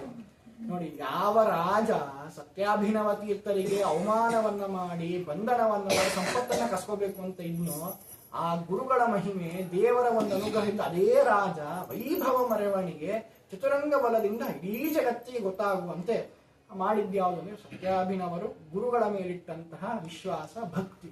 ಅಂದರೆ ಗುರುಗಳನ್ನ ನಂಬಿದರೆ ನಾವೆಂದಿಗೂ ಕೂಡ ಹಾಳಾಗೋದಿಲ್ಲ ಅಂತನ್ನೋದನ್ನ ಸತ್ಯಾಭಿನವರು ತಮ್ಮ ಪೂರ್ತಿ ಜೀವಮಾನದವರೆಗೂ ಕೂಡ ಅವ್ರಿಗೆ ಗೊತ್ತಿದ್ದಂತೂ ತಾರಕ ಮಂತ್ರ, ಅದು ಗುರುಗಳ ಮಂತ್ರ. ಅದನ್ನು ನಂಬಿ ಅವರು ಉದ್ಧಾರ ಆದರು. ಹಾಗೆ ನಾವು ಕೂಡ ಗುರುಗಳನ್ನ, ಭಗವಂತನನ್ನ, ವಾಯುದೇವರನ್ನು ನಂಬಿ ಉದ್ಧಾರ ಆಗೋಣ ಅಂತ ಹೇಳ್ತಾ ಇಂದಿನ ಒಂದು ಪ್ರವಚನವನ್ನ ಗುರುಗಳ ಪಾದಾರವಿಂದಗಳಲ್ಲಿ ಸಮರ್ಪಣೆ ಮಾಡ್ತಾ ಹರೇ ನಮಃ ಶ್ರೀಕೃಷ್ಣ ಅರ್ಪಣ ಮಸ್ತು.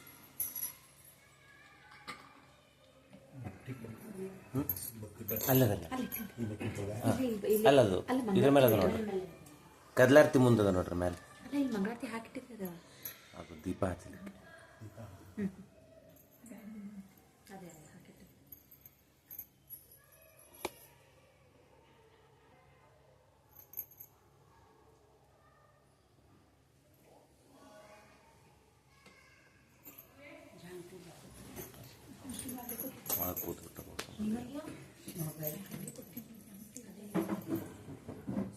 ನಮ್ಮಣ್ಣ